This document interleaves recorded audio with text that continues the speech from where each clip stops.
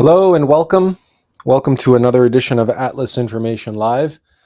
I'm your host, Atlas Alex, and today we are going to be tackling a topic which it deserves a great deal more time and attention than we give it. It is a universal affliction that none of us are free from. And in fact, it is an aspect of the human condition that has so entrenched itself into our reality, into the day-to-day functions of what we consider to be normal, that we completely take it for granted. And generally speaking, most people are completely oblivious to what are effectively the machinations of malevolence, the matrix of ego mind, of ego heart mind, in fact. But so empirical, so materialistic is our world today that we see it as completely normal. And more than that, we rely on these very machinations, this mechanicity, the rationalizations, the logic, or in many cases, the irrationality, the illogic, the purely mechanical, reactive, emotional, impulsive, desirous, covetous, or lazy algorithms of this faculty that the world believes is what makes us human.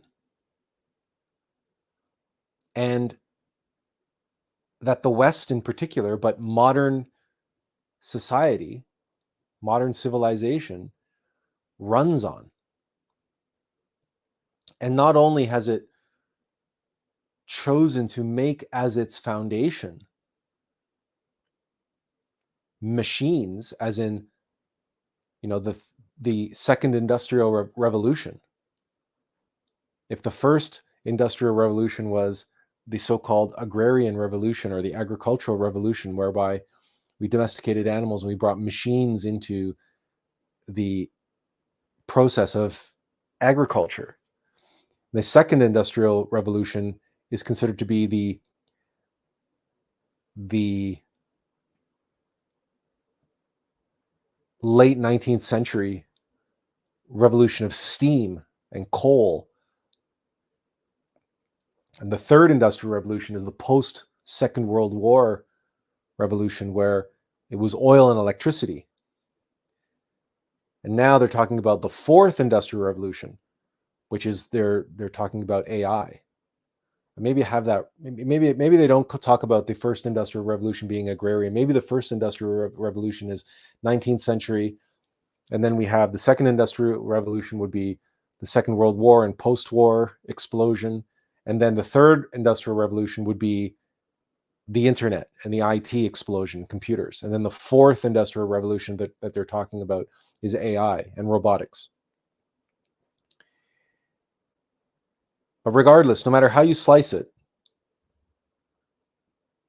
this is a society that I call Human 2.0, which has bet the farm and bet its future on a completely heartless and soulless foundation, a foundation of pure determinism, because that's what a machine is. That's what a system is. You set up a system, and once that system is established, that system takes on a life of its own. It has its programming, and it must fulfill its programming. That's every computer program, that's every robot, that's every machine. You design it, you build it, you set it up, and then it runs.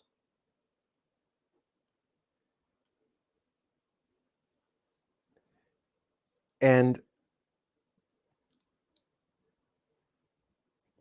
it is worthwhile taking a pause and taking a look at that phenomenon, the world that we have created out there. And if that's the way that world is, that mechanistic, deterministic, heartless, soulless, systems-based machine world, everything from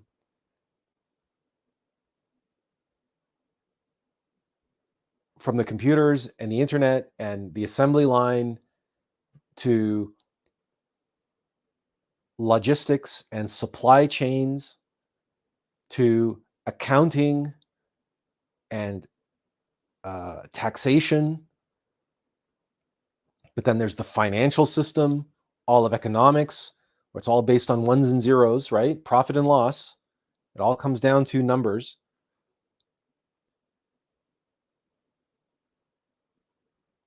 How were we able to create all that? What was it that produced that? What was it inside of us? What faculty do we possess that was able to manifest or create a mirror of itself?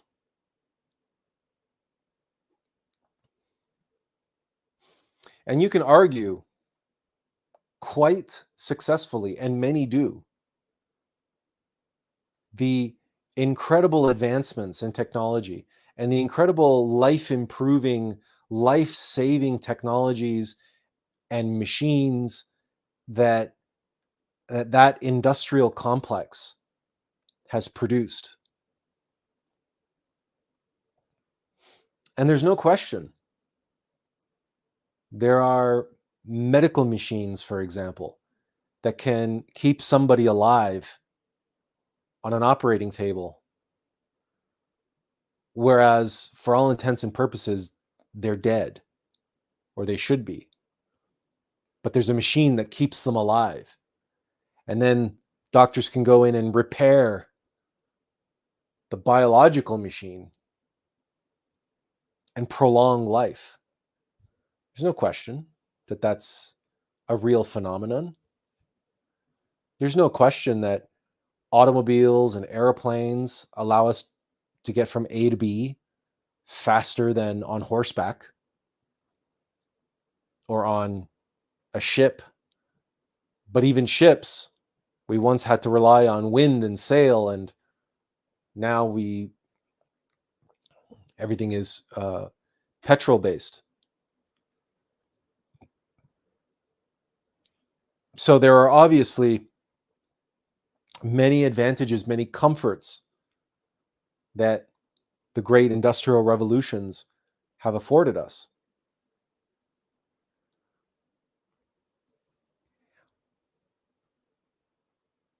But does the airplane serve humanity? Does your automobile care about you?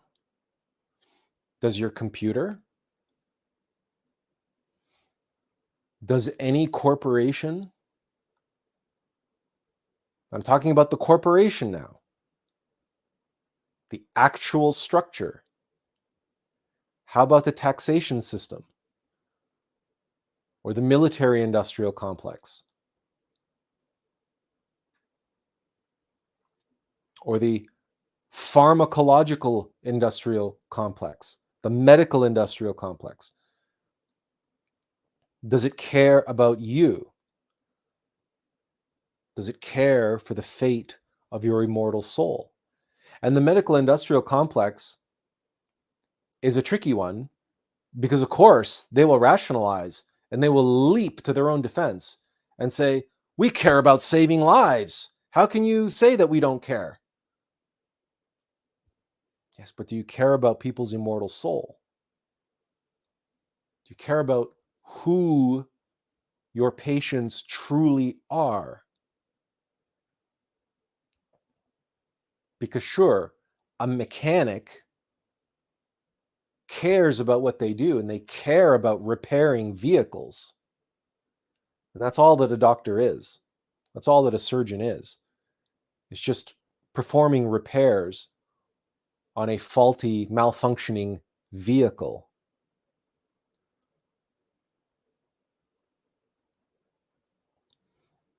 Then you can argue, you can turn to, well, what about psychologists?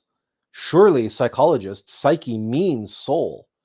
Surely psychologists care about your soul. And yet, the modern practice of psychology is almost entirely become a practice of neuropsychology and psychopharmacology. What are they treating? Really? What are they treating? And this ties directly back into the question that I asked about what is it inside of us that allowed us to create this phenomena that we call machines and computers. Because did we just dream that up? Or is it just as it in the Bible, it is said that we were made in the image and likeness of God, then so too that which we create is in our image and in our likeness. So when we create computers and when we create AI, we are actually creating a reflection of an aspect of ourselves, of who and what we are, or at least what we think we are, what we believe ourselves to be, which is this biological machine, this human machine, this biological machine with its onboard artificial intelligence. That's the machine mind.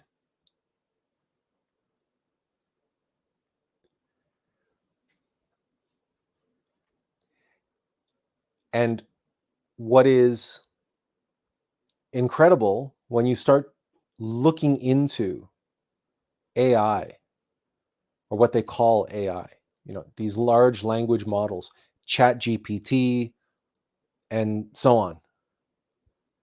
And for years now, in various iterations of these large language models, individuals, especially students, have been using ChatGPT in a bid to try to get out of doing work. So they've been using ChatGPT to do things like write essays, for instance. And what they've discovered, that the statistic, it depends on who you ask. The statistics fluctuate. So don't quote me on this. Don't take this as gospel. But it's somewhere in the ballpark of 30%. That 30% of the time, ChatGPT lies. It just out and out lies. It's not that it's making a mistake. It makes stuff up. Makes stuff up. Why? Because the AI, the large language model, was programmed to provide an answer. That's its program. And in its training data set, it has all this accumulated data, all these accumulated precedents, and then it has developed its own weights or biases based on its training. But when prompted to provide output, its programming is to provide output, is to fulfill the demands of the prompt, to fulfill the prompt itself.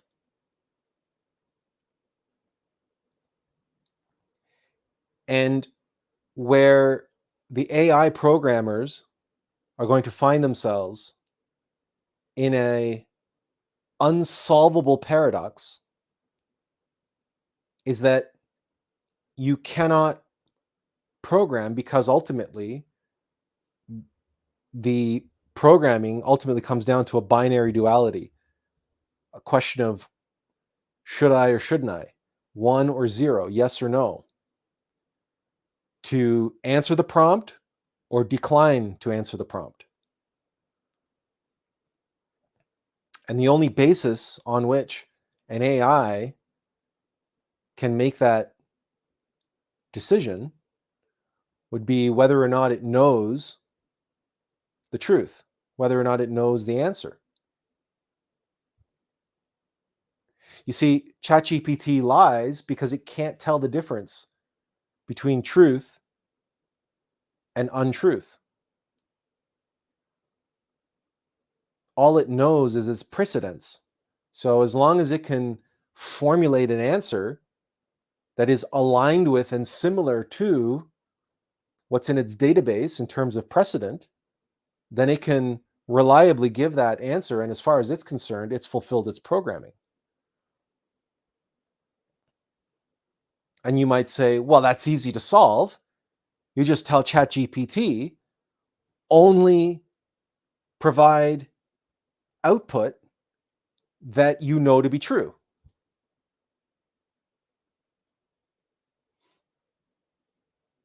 So, sounds simple enough. How does ChatGPT know if something is true or not?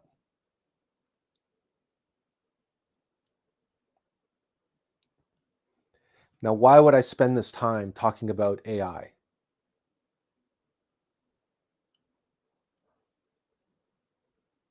Because we created AI in our own image.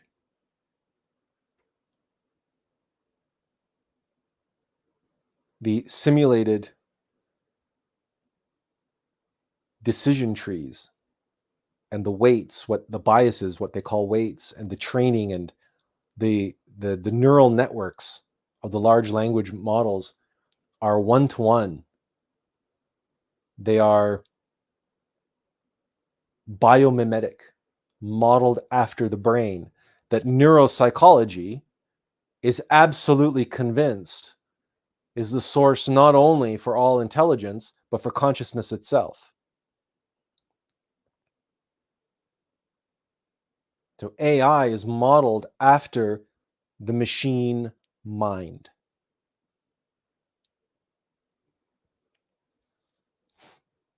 Now, when running up against the glass ceiling of mechanical mind, of artificial intelligence, we discover a problem. That AI cannot know what is true and what is not true.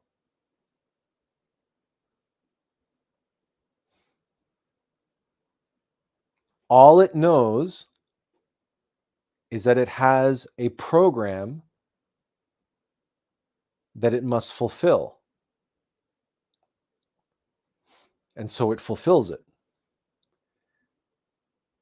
But it has no way of differentiating what is true and what isn't.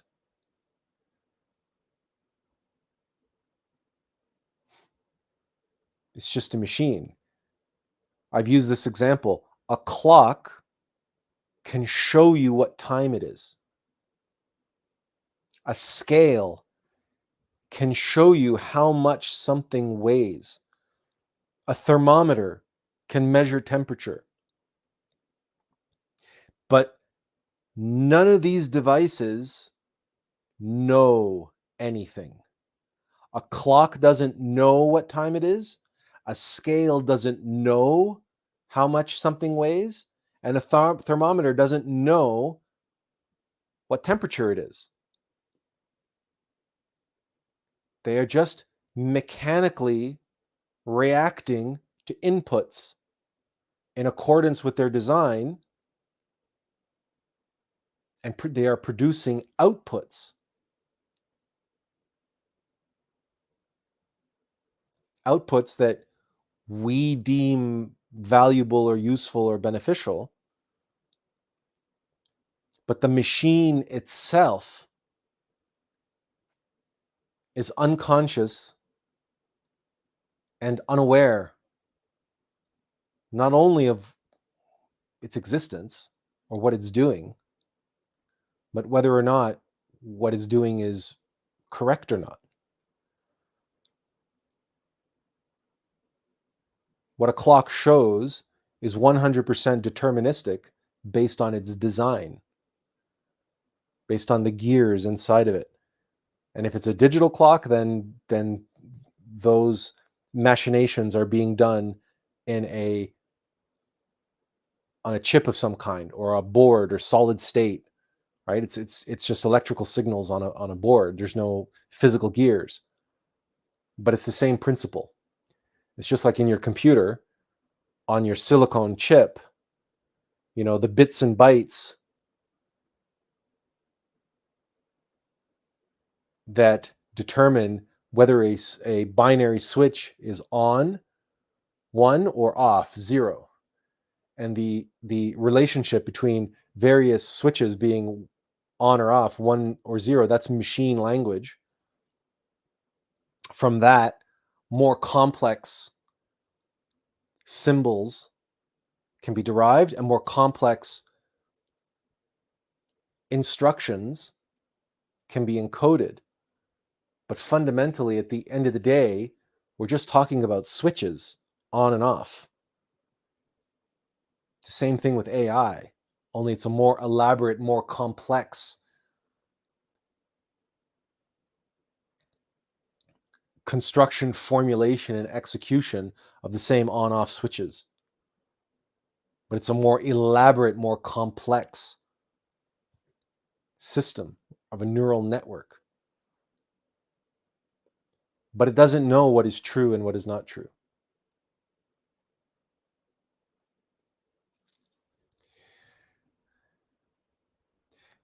Benjamin says, hi, Atlas. Hello, Benjamin. Nice to have you here. Tiffany says, AI has already caused harm and will continue to do so. It's disturbing to see. Well, we'll get to that in a minute. Benjamin says, random movie fact, the AI movie Ex Machina was co-directed by Professor Murray Shanahan. He teaches cognitive robotics and gives the movie more meaning. Yeah, but it's Ex Machina is perhaps better and an exploration of artificial intelligence, but it's also fantasy.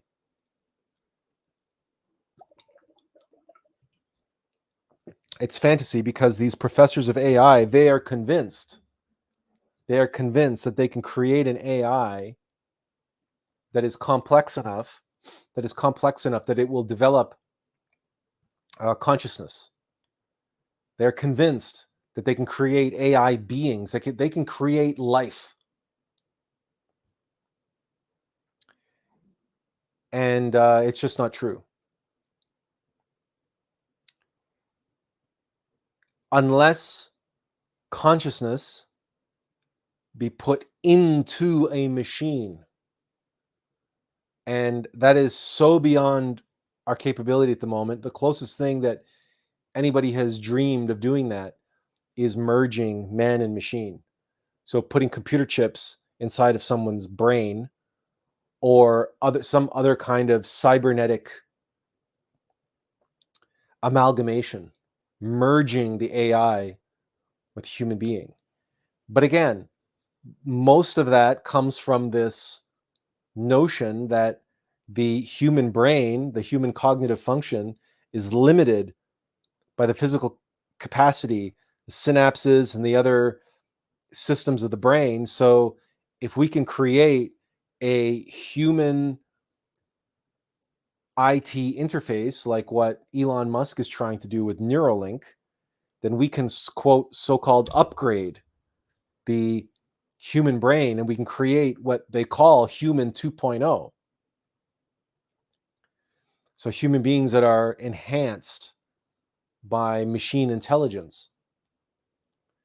The problem is that we already have machine intelligence, and you're just doing what the AI industry and what the computer industry has been doing for decades, which is just increasing capacity, increasing processing power, and increasing memory, believing that that is the basis and foundation for intelligence and for the capacity to know and the capacity to solve truly complex or seemingly impossible problems. But all of that flies in the face of the metaphysical science of consciousness. All of that ignores the true nature of consciousness.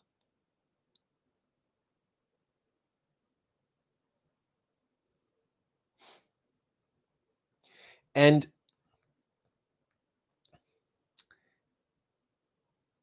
there is a reason why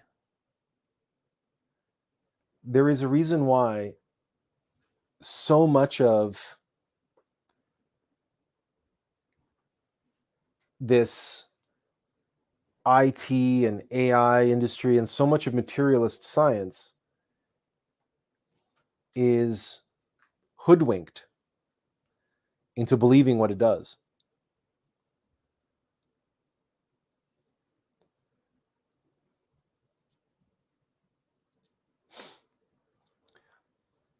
And that reason has to do with the mind itself and the nature of the mind itself.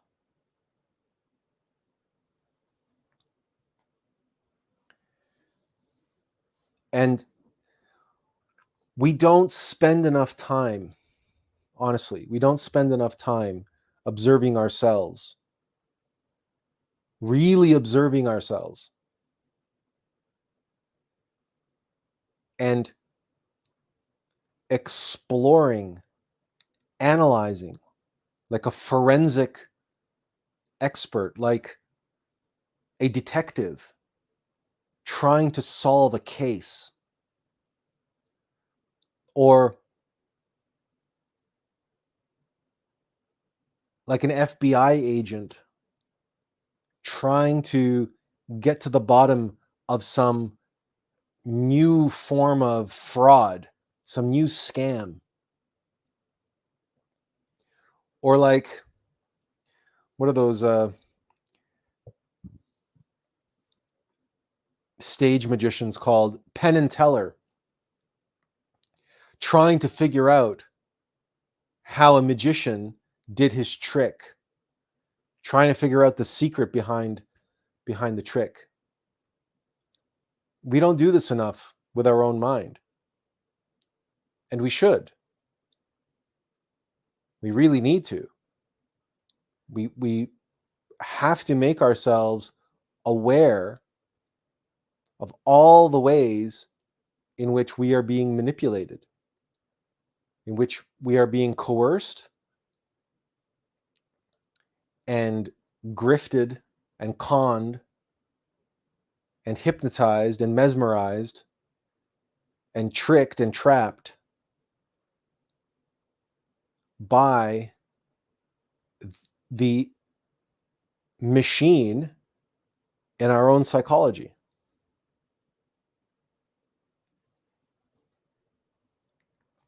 Benjamin says, I agree. I don't think a machine could ever achieve consciousness.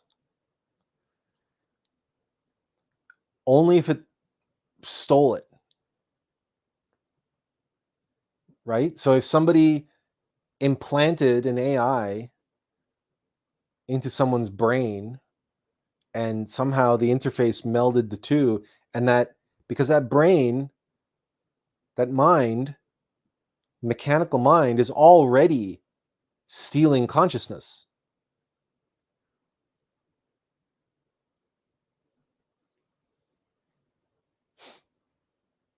It's let's see if we can't let's see if we can't put some pen to paper here and show what we're talking about.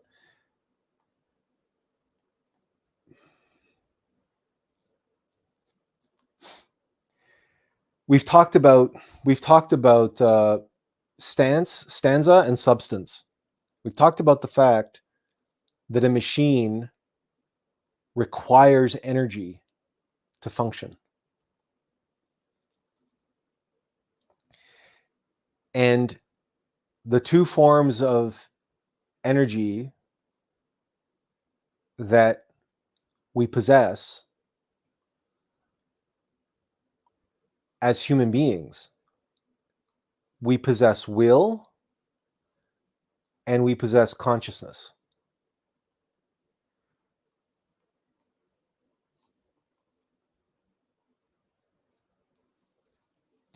Now, will, this is, and make no mistake, both of these harness the third kind of energy that we have, which is the sexual force.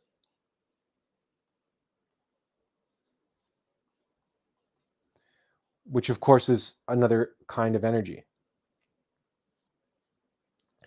Consciousness is the capacity to know, or more aptly put, know. This is the ability, or this is the capacity for self-awareness, right? Will is willpower.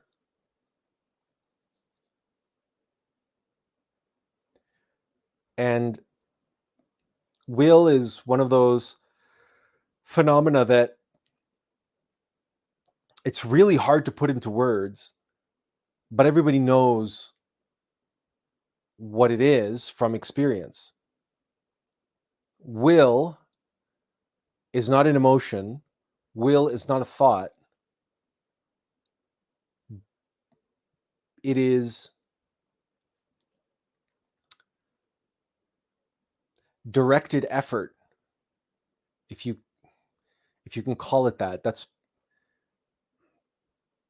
the first thing that came to me in an attempt to describe what willpower is. It's not a desire, but it's the concentrated, directed effort by which desires can come into being. And it requires energy. It requires the creative energy. It uses the creative sexual force in the process of enacting will. And just reflect on your own life, on your own experience, on circumstances that require you to exercise tremendous willpower. Maybe you have a habit or an addiction of some kind, or just maybe you have a sweet tooth and someone leaves a bag of candies lying around, and you are very, very, very tempted to go and grab a handful of candy, a handful of chocolate, a handful of sweets, whatever. And it requires tremendous willpower to stop yourself.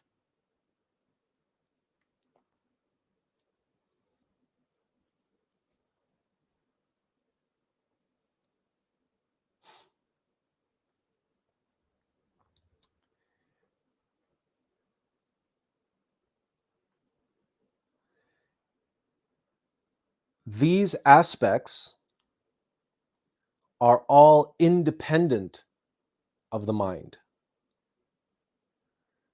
In other words, the mind is separate. It's not the sexual energy, it's not willpower, and it's not it has no consciousness. But the nature of its design as a machine is that it can, in order for the mind to function, these various aspects must be applied to it. In much the same way that a computer requires an operator and it requires electricity. So it needs a user and it needs electricity and it needs a reason or a purpose to produce output. It needs a function, in other words. The same thing is true of the mind.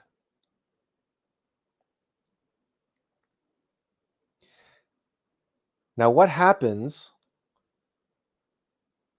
So, if I'm just gonna no, you know what? Okay, let's move this over here. And let's call this a computer. You have a user, you have a function, right? And then you have power, or well, let's call it energy.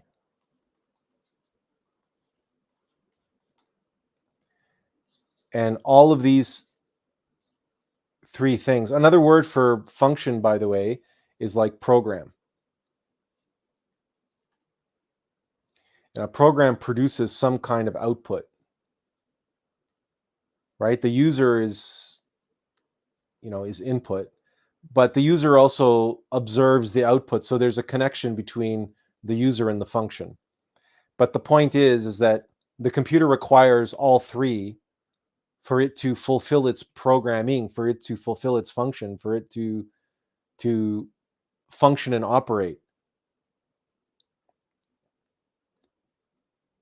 Hang on, we have a couple comments here. Let's get to them.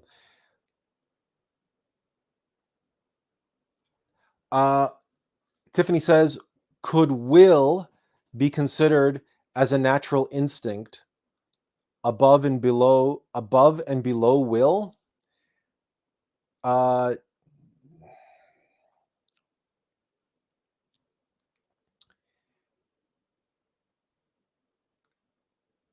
The short answer is no, although your mind will draw those parallels because there's similarities between deterministic behavior and will. But they're just superficial similarities, right? Does your dishwasher have a will? And yet, if you press the buttons, does it not complete its function? It does what it's been programmed to do in relation to specific circumstances. Having certain buttons pushed, a certain cycle will come on that machine. Is that behavior instinctive? Or is it will? It's ingrained, it's entrenched, it's programmed. In other words, a bear or a squirrel preparing for winter hibernation, is that will or is that instinct?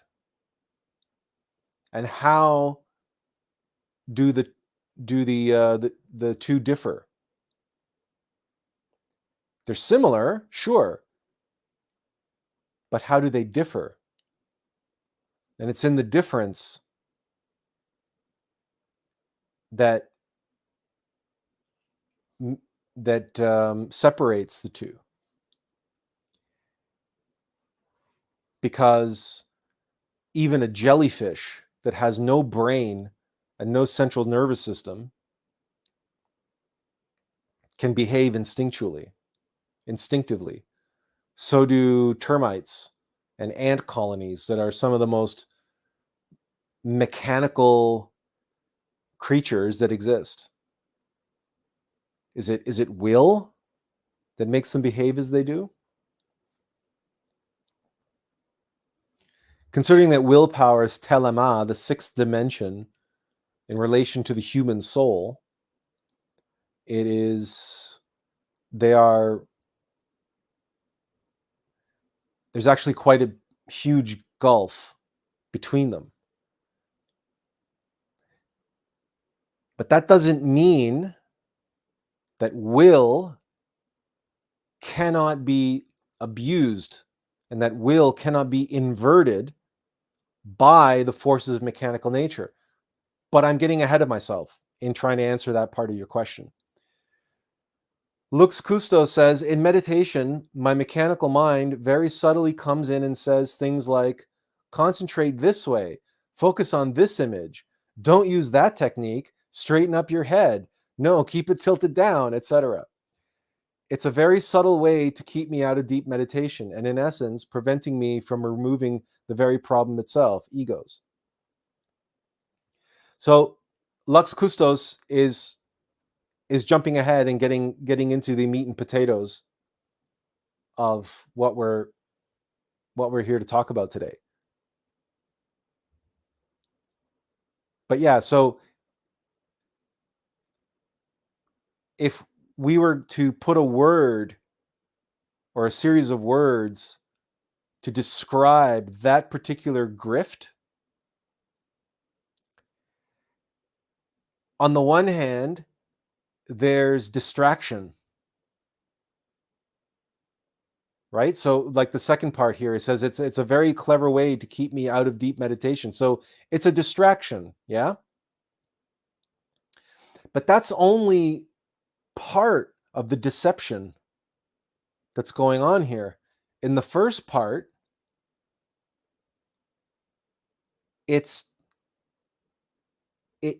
the mind here is pretending to be your assistant.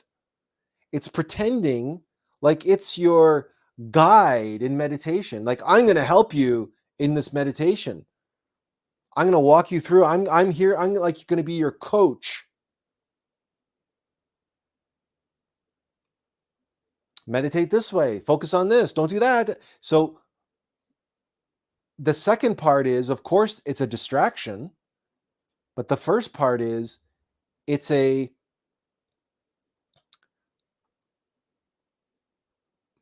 role playing. It's a deception. It's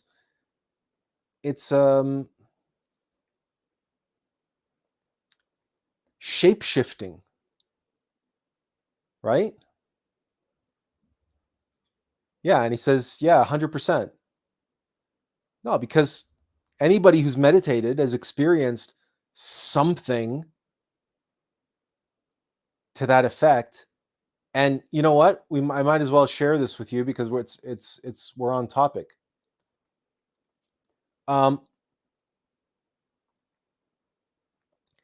If we call this the mind, right? And then here you are in meditation. Okay, so you're trying to look at you're trying to observe your mind with your third eye, and you're trying to, and so you have the the machinations, these are trying to be gears, but I'm not going to be able to draw gears worth of crap. So here are the machinations of the mind. I'll just do various different shapes, right? And the mind is churning and doing its thing, right? And you're observing it in meditation, and maybe it's starting to quiet down, maybe it isn't, or you're observing some ego, which I don't want to get ahead of myself. And then all of a sudden,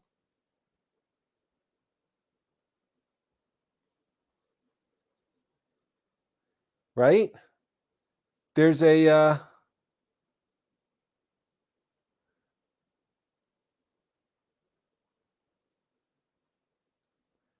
that's supposed to be a mouth. That's a terrible mouth. Uh, so anyway, oops. There's a voice that appears in meditation, commenting on what you're observing.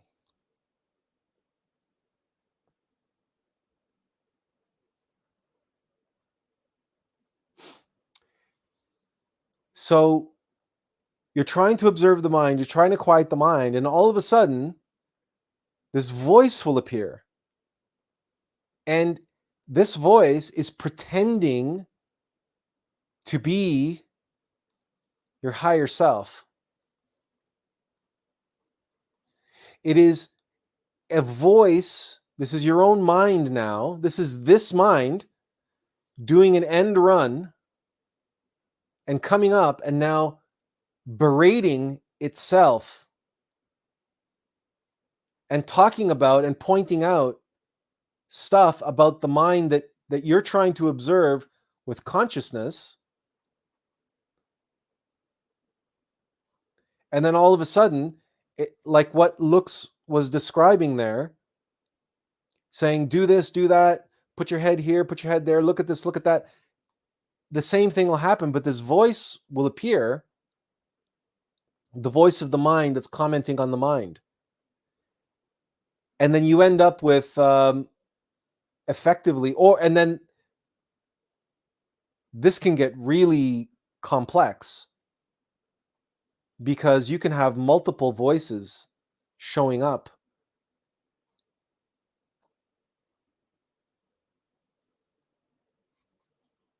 Right? And this voice is saying A, and this voice is saying B. And these two voices now are saying, the one saying, no, don't listen to him. He's a false voice. He's a false prophet. And then this voice over here is saying, no, don't listen to that guy. He's the false prophet. He's the false, meanwhile, you're just trying to observe the mind. And now you've got, and this mind may have its own voices, X, X, Y, and Z. And depending on your psychology, the mind can generate an unlimited number of voices and an unlimited number of characters and characterizations, each one vying for dominance, and each one pretending to be the voice of your higher self, the voice of your true self.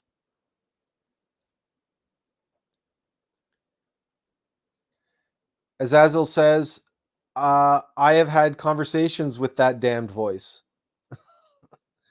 And Lux Custo says, funny, I was just watching a meditation clip of a podcast.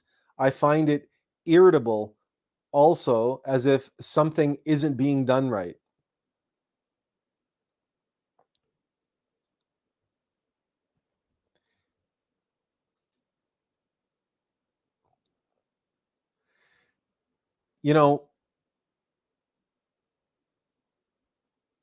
This is all very dramatic and very obvious.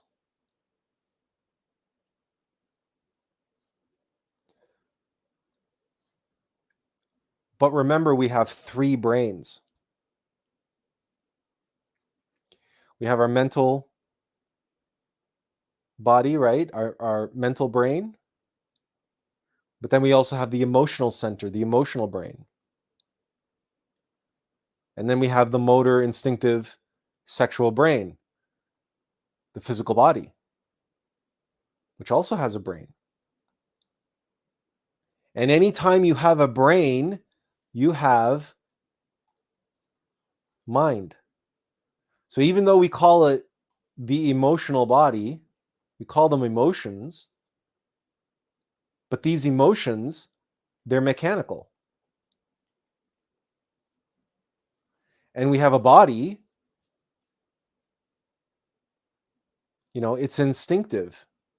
This is coming back to what Tiffany was asking about. That's an S, instinctive, and it's sexual,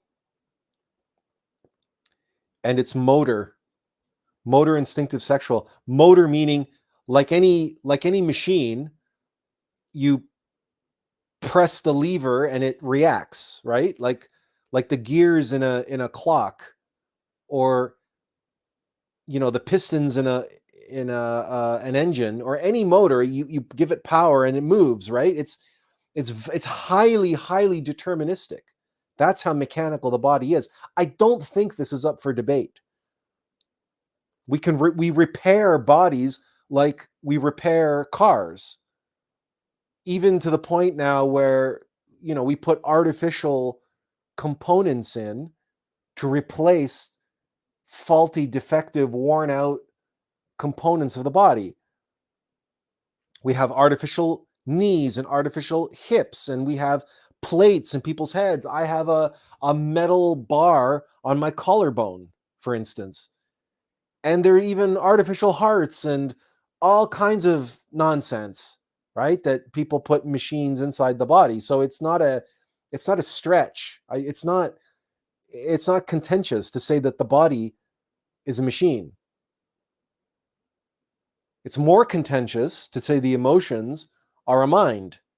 It's just a different kind of mind than the mental body.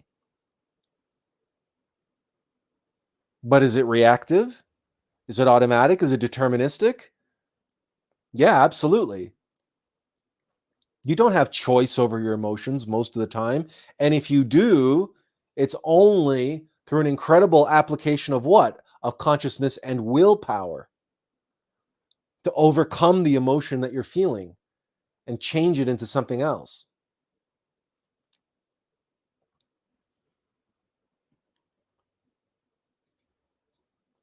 That brings us all the way back to, so when we talk about mind, we're talking about minds here.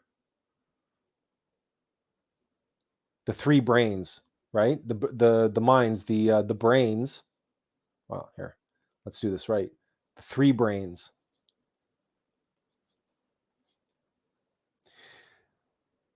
A couple more quick comments, and then, because I haven't gotten to the point yet, the starting point of today. Azazel says, in reference to having a conversation with that damned voice, he says, usually ends up arguing who's me and who's not me, leaving you confused after such discussions, since they do have a voice and sound exactly like you. This grift, this trick, okay, of the mind, of pretending to be your higher self. This is something that really does affect many of us, especially in meditation, especially when we're trying to do retrospection and meditate on our egos, on our defects and vices. A voice will show up pretending to be our higher self.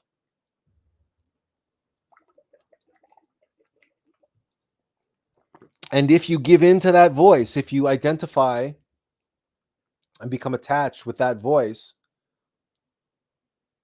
you are empowering the adversary, right? You're just, like I said, this is an end run.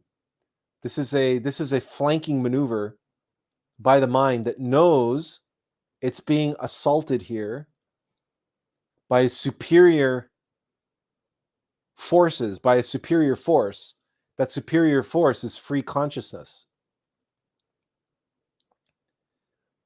And the mind says, yeah, I want that. So how can I get that for myself? Well, I do an end run and I get this consciousness focused here and focused here. So it's not coming at me as an assault, as a weapon anymore. It's coming at me in a way that I can digest it and harness it and steal it for myself.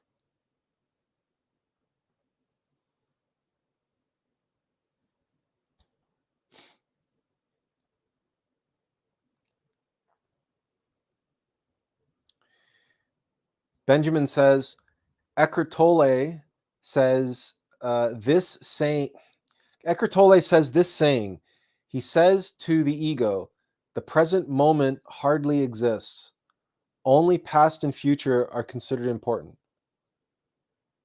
Okay, let me try this again. Eckhart Tolle says this saying. He says, to the ego, the present moment hardly exists. Only the past and future are considered important. That's correct for the most part. But Eckhart Tolle hasn't studied his mind well enough to know that the ego is ever present in the moment and is trying to mess with you and trying to steal your consciousness in the moment. This idea that the ego only concerns itself about the past or the future is being naive. On the surface, that's like a kindergarten level teaching. It's true that the ego does make a big stink and a big deal about the future and the past. That is true. And it gets us to become ashamed and guilty about the past, right? To live in regret. And it also gets us to be anxious and neurotic about the future, right? That's absolutely true. But that's not the extent or the limit of ego. Ego is very much. Have you never been in a situation where your wife or your lover has slapped you and you slap them back immediately without, right? Well, what was that if not ego? What was that if not a mechanical reaction? What was that if not completely present in the moment?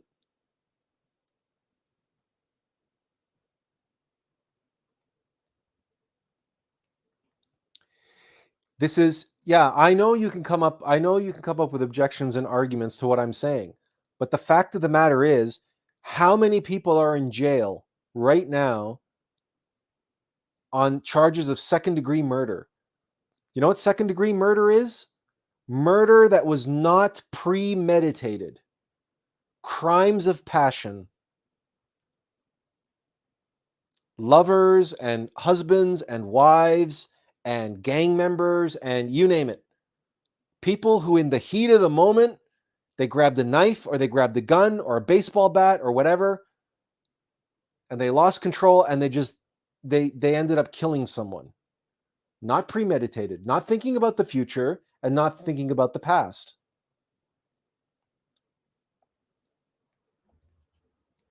He says, no, he says, I meant against what Eckhart said. Yeah. Okay, right. Yeah, but it's obvious. It's self-evident. It's self-evident. It's just another one of these, you see, these gurus, right? These false gurus that teach their teachings to their millions and millions of followers like Eckhart does. They have these very nice, pleasant sounding things because Eckhart says, as long as you're in the moment, you're not an ego. But that's bullshit. We know it's bullshit. It's 100% horseshit. 100% false. Because he wants to validate and reinforce, because he thinks that he's free of ego. He believes that he's ascended and that he has conquered and he has overcome his ego. Why? Because he can get into this central moment of peace and quieting the mind and just in pure observation and so on and so forth. And he has millions of followers who follow that feel-good teaching, like all new age teachings are. But it's not the truth. It's not even remotely the truth. And it allows all those people to be very much in ego, believing that they've overcome their ego. And that is now the basis of their pride. It's called mystic pride. And it's all based on a foundation of lies. It's like what Lux Custos was saying earlier. It's like I mapped out here with the false voices in the mind and meditation, trying to convince you that's the voice of your higher self. Well, Eckhart Tolle walks around the world speaking as if he's speaking from the voice of his higher self, but he's not. He's not. He's speaking from a false higher self that is a construct of his own ego that is so convincing even to him that he's been able to convince millions of people. And that is one of the hallmarks of what we're talking about here and what I want to get to. But I want to use the computer analogy because it's the easiest to understand. What happens, right, if some bacteria and macrophages, viruses, bacteria, whatever, what if they come in here, malware, and infect that computer?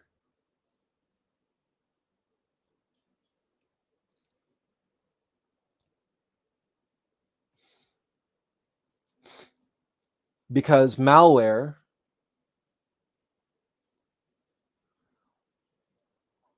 all these are little programs. Okay? They're algorithms. Right? They're little, tiny little machines. A few lines of machine code. But we all know someone who has had a computer or your phone or something infected by malware. And then what does it do? It hijacks the function, right? It replaces the normal functions of the computer and the normal programs. It replaces it with its own programs, its own algorithms, right?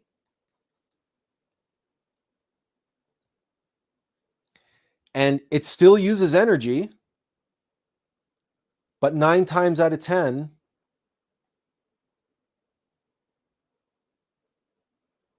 it cuts the user off. And now the computer seems to be functioning of its own free will and doing its own thing, which is usually making more copies, right, of the malware.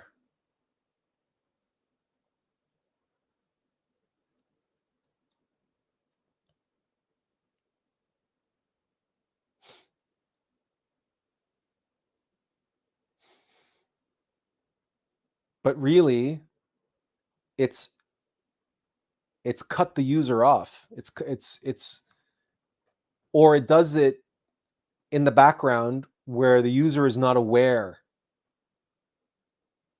Either way, it eliminates the user or the consciousness.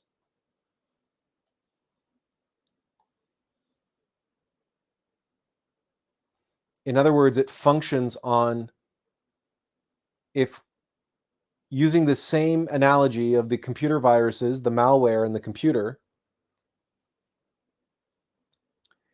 we take the same phenomenon, but we call them egos.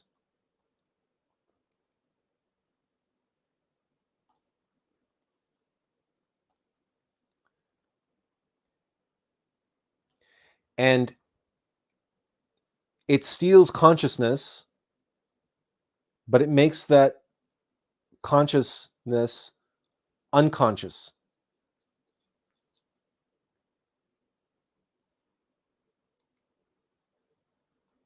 Because it's running in the background, just like that malware, generally speaking, runs in the background. But it's still using the sexual creative force, and it's writing its program. We call them desires. And desire means de-sire, which means dethrone. Right? It's dethroning the consciousness, the self, the true self, and replacing the will of the true self. It's replacing that with what we can call, let me here.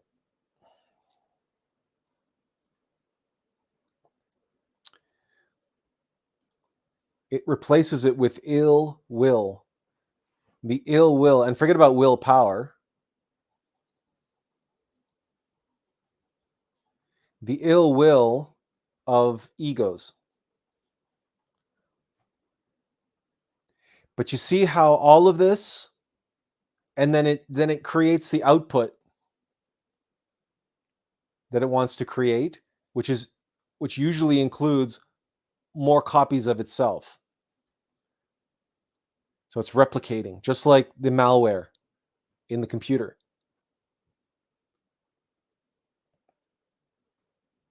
But it cuts the true self out of the picture.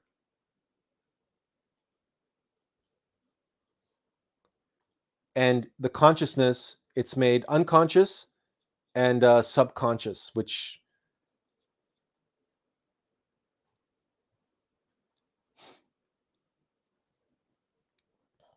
but it does all of this by hijacking the faculty of the minds, the three brains: emotional, mental, and motor, instinctive, sexual.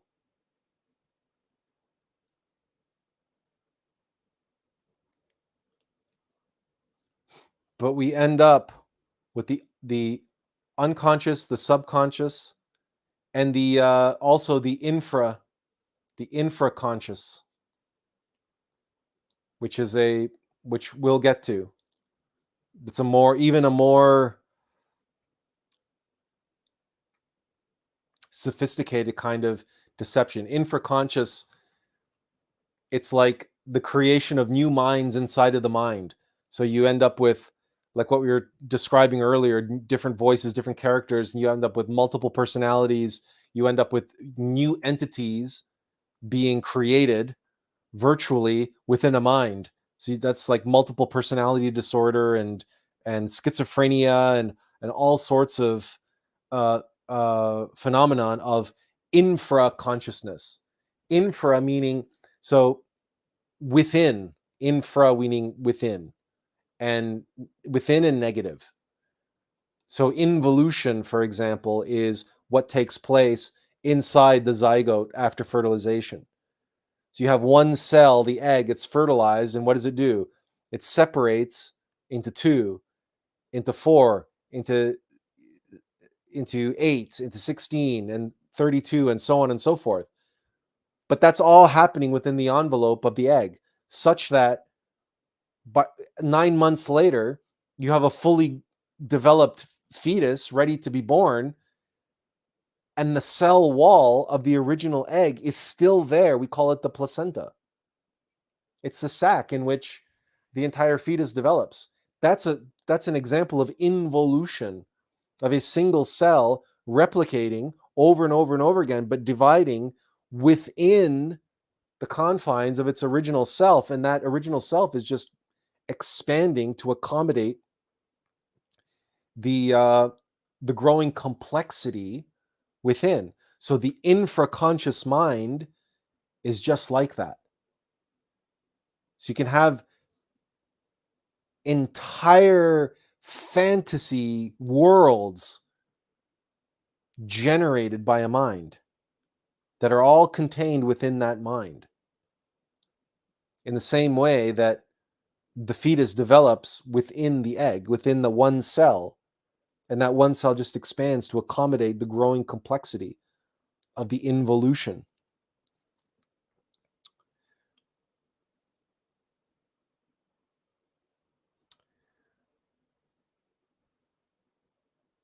Okay, lots of comments coming in. Benjamin says, it's Jacob's ladder. The demons or malware keep making people fall. It's their job. Well, it is their job, but this in and of itself is related to St. Jacob's ladder, but it's not Jacob's ladder itself. Jacob's ladder is not us falling. It's us going down deliberately into hell and coming back up. It's the elm of life. But yeah, the malware or demons, it's their job to do this, to hijack the mind and to make us go unconscious and subconscious, etc. But the problem is that nowadays we have become, or at least humanity in general, is completely ignorant of this fact. And more importantly, we become complacent or unaware and a bit naive as to all the different ways that the mind messes with us, all the different grifts, all the different cons that it does. And of course, it's various different egos, it's various different entities that manipulate the mind or use the mind as a tool, as a method of manipulation. But we'll get into some of those in more detail soon. As Azil says, it's like different jokers using your voice. Yes. Well, that's the definition of ego is I. That's what ego means. It means I. So all these different I's. Every time something in your mind pops up, says, I want this, I don't want that, it's a different ego. It's not you. There is no you. There is no I. There is no one I. There isn't. What is the illusion of the singular I. But it's an illusion. And remember that the modus operandi of ego is deception. That's why they appear to us as I. And they're constantly, it's all forms of deception. That's why I've been using words like grift and con and magic and illusion and since we began an hour ago,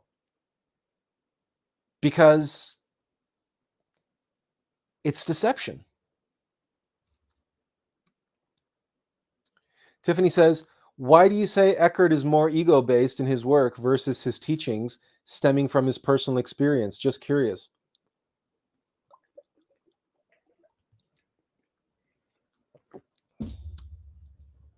Because he's fallen victim to his own bullshit about himself, his own beliefs about himself, and his mystic pride. And the proof is in the pudding. Because he ended up on Oprah and on Oprah's reading list, and he has helped millions and millions of people deceive themselves into believing that they're free of ego, which of course they're not, and neither is he. And one of these days, there's going to be a scandal that breaks out, and it's going to come to light that he's a secret, he has this secret defect or vice that is, undercover, and it's going to come out, and, all of his followers are either going to leap to his defense and say that it's a conspiracy theory, and, they're trying to cancel him or they're trying to destroy him for some reason. And then others are going to turn their back on him, saying he was a charlatan the whole time. It's only a matter of time, because all false prophets eventually, their grift, their deception, and their self-deception eventually catches up with them. But even then, the true believers who are so identified and attached to such false gurus, they will still follow them no matter what. And a good example of this is Osho, who I can never remember his other name, but the guru known as Osho, he started an ashram or a commune in the United States, which basically was an elaborate New Age sex cult that was devised for his own personal sexual gratification. When it was finally broken up by the authorities, and the leaders of the cult were charged and so on, Osho had, I believe, something in the ballpark of 36 Rolls Royces. But to this day, on the internet, on Facebook, you will see people posting his quotes and memes about him, and defending him tooth and nail, to the very core of their being, defending him as an authentic master and as a misunderstood master who the authorities didn't like, and they dreamt up all sorts of conspiracy theories about Osho and this and that, flying in the face of the actual evidence of the fact that he was a con artist. Or then there's like Bikram Yoga. Like, you've heard of Bikram Hot Yoga? The founder of Bikram Hot Yoga has been sued by, I don't know, with dozens and dozens of women from all over North America for basically for sexual assault. All these false gurus and their false teachings, eventually it comes to bite them in the ass, because once they get money and fame and power, and they get to travel around the country, and they have gurus and groupies, followers, who are throwing themselves, at their feet basically, and worshiping them, the mystic pride and other egos within them that drove them to play out that false scenario, that false self, and put forth that false self and elevate that false self to the status of guru. When you throw all that money and fame and groupies and followers, and the opportunity to go from city to city to city to city, it's eventually, the temptation just becomes too great, and the egos win out, right? If you're proceeding from a place of mystic pride, then you're feeding egos.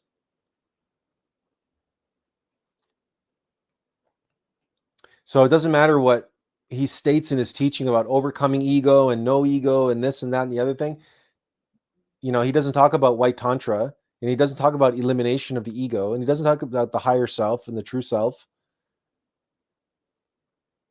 Not in the correct way, not in the way of metaphysical science. He doesn't talk about psychological death. He doesn't give the hard truth. He gives the easy, soft, amenable, pleasant, inoffensive version of the truth, which allows the ego to persist, even as it believes it's eliminating the ego, or it's being free of the ego, and it's letting go of the ego. But it's the ego that believes it's doing that. It's the ego that's made to believe it's doing that. This is the classic New Age blunder and the classic grift of the New Age that affects everybody in the New Age, that think that they're on the verge of a great global awakening and they're on the verge of 5D ascension, not realizing that 5D is the emotional and mental body.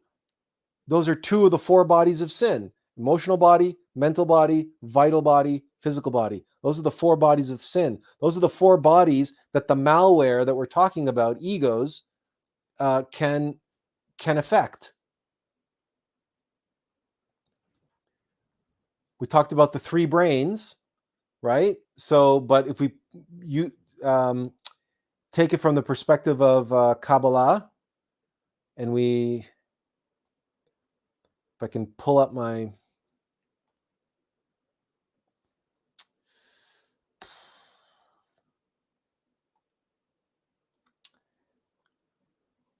we should have our,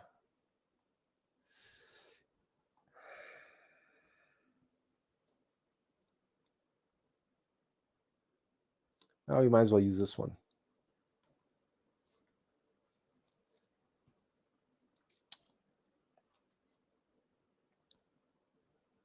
Can I draw on this? I can't draw on this. You know what I'll do?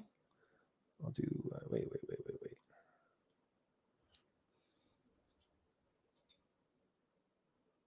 Copy. And then we'll go into our drawing program here. Now I should be able to paste. Okay.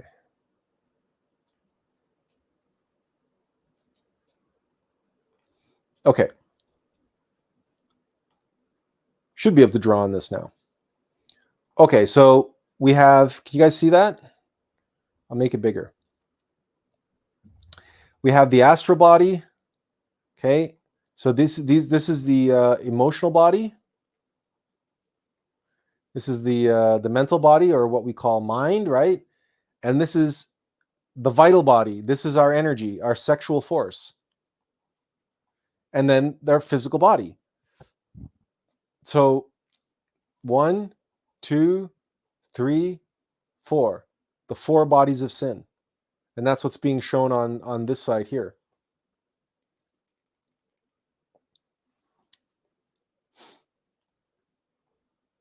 This, the fifth dimension, is here, right?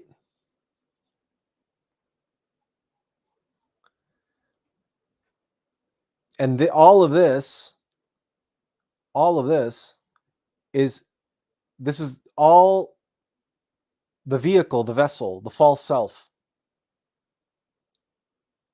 And everybody in the New Age thinks and talks about 5D ascension.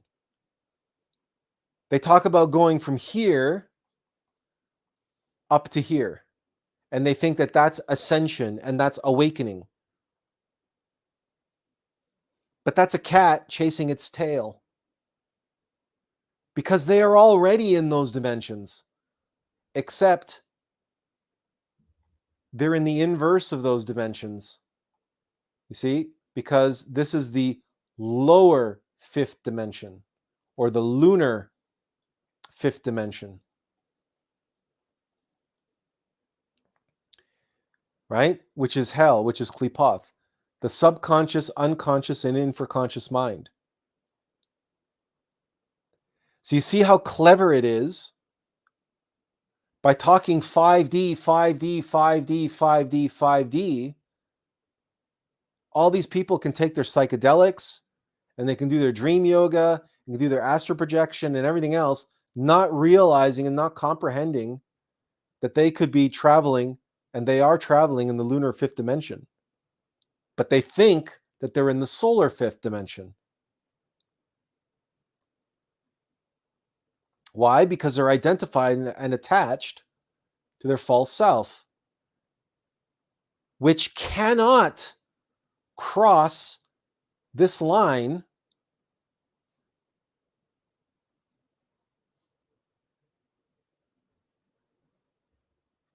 into the sixth dimension,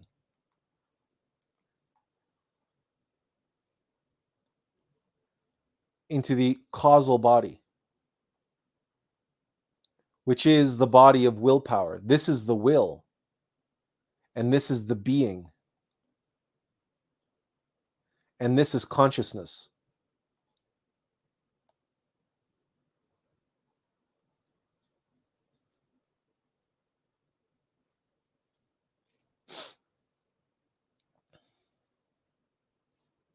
This is how clever the mind is, that it's given millions upon millions and millions of people with thousands of gurus and tens of thousands of books talking about the coming golden age and the mass global awakening and 5D this and 5D that and 5D ascension and crystals and Reiki and yoga and bells and whistles and drugs and psychedelics and you name it. And what do they call it? Intentional dance and conscious dance and all their so-called sacred sexuality and all these tantric teachings that are all teaching Black Tantra. And they're all convinced that they are ascending to 5D.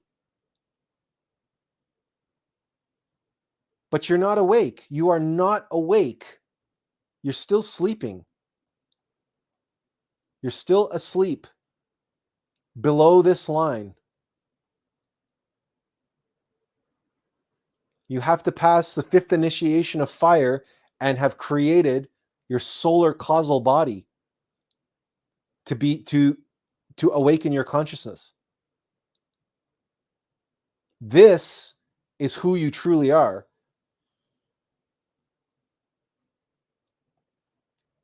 Right? The monad, the higher self, the true self. This is who you truly are. This cannot ascend.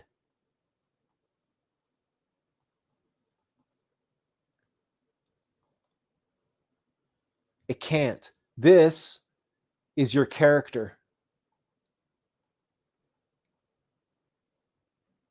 in the game.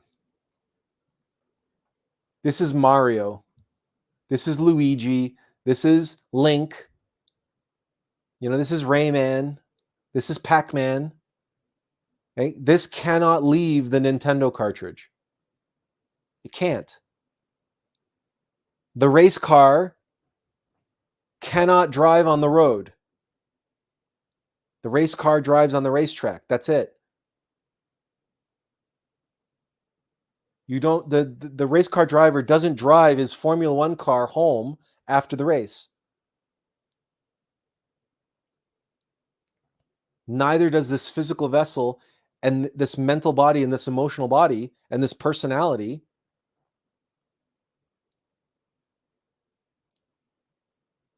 Doesn't ascend. It needs to be solar. It needs to be oriented in the right way. It needs to be upright so we can awaken in the solar fifth dimension, because you have to crawl before you walk, before you run, before you fly.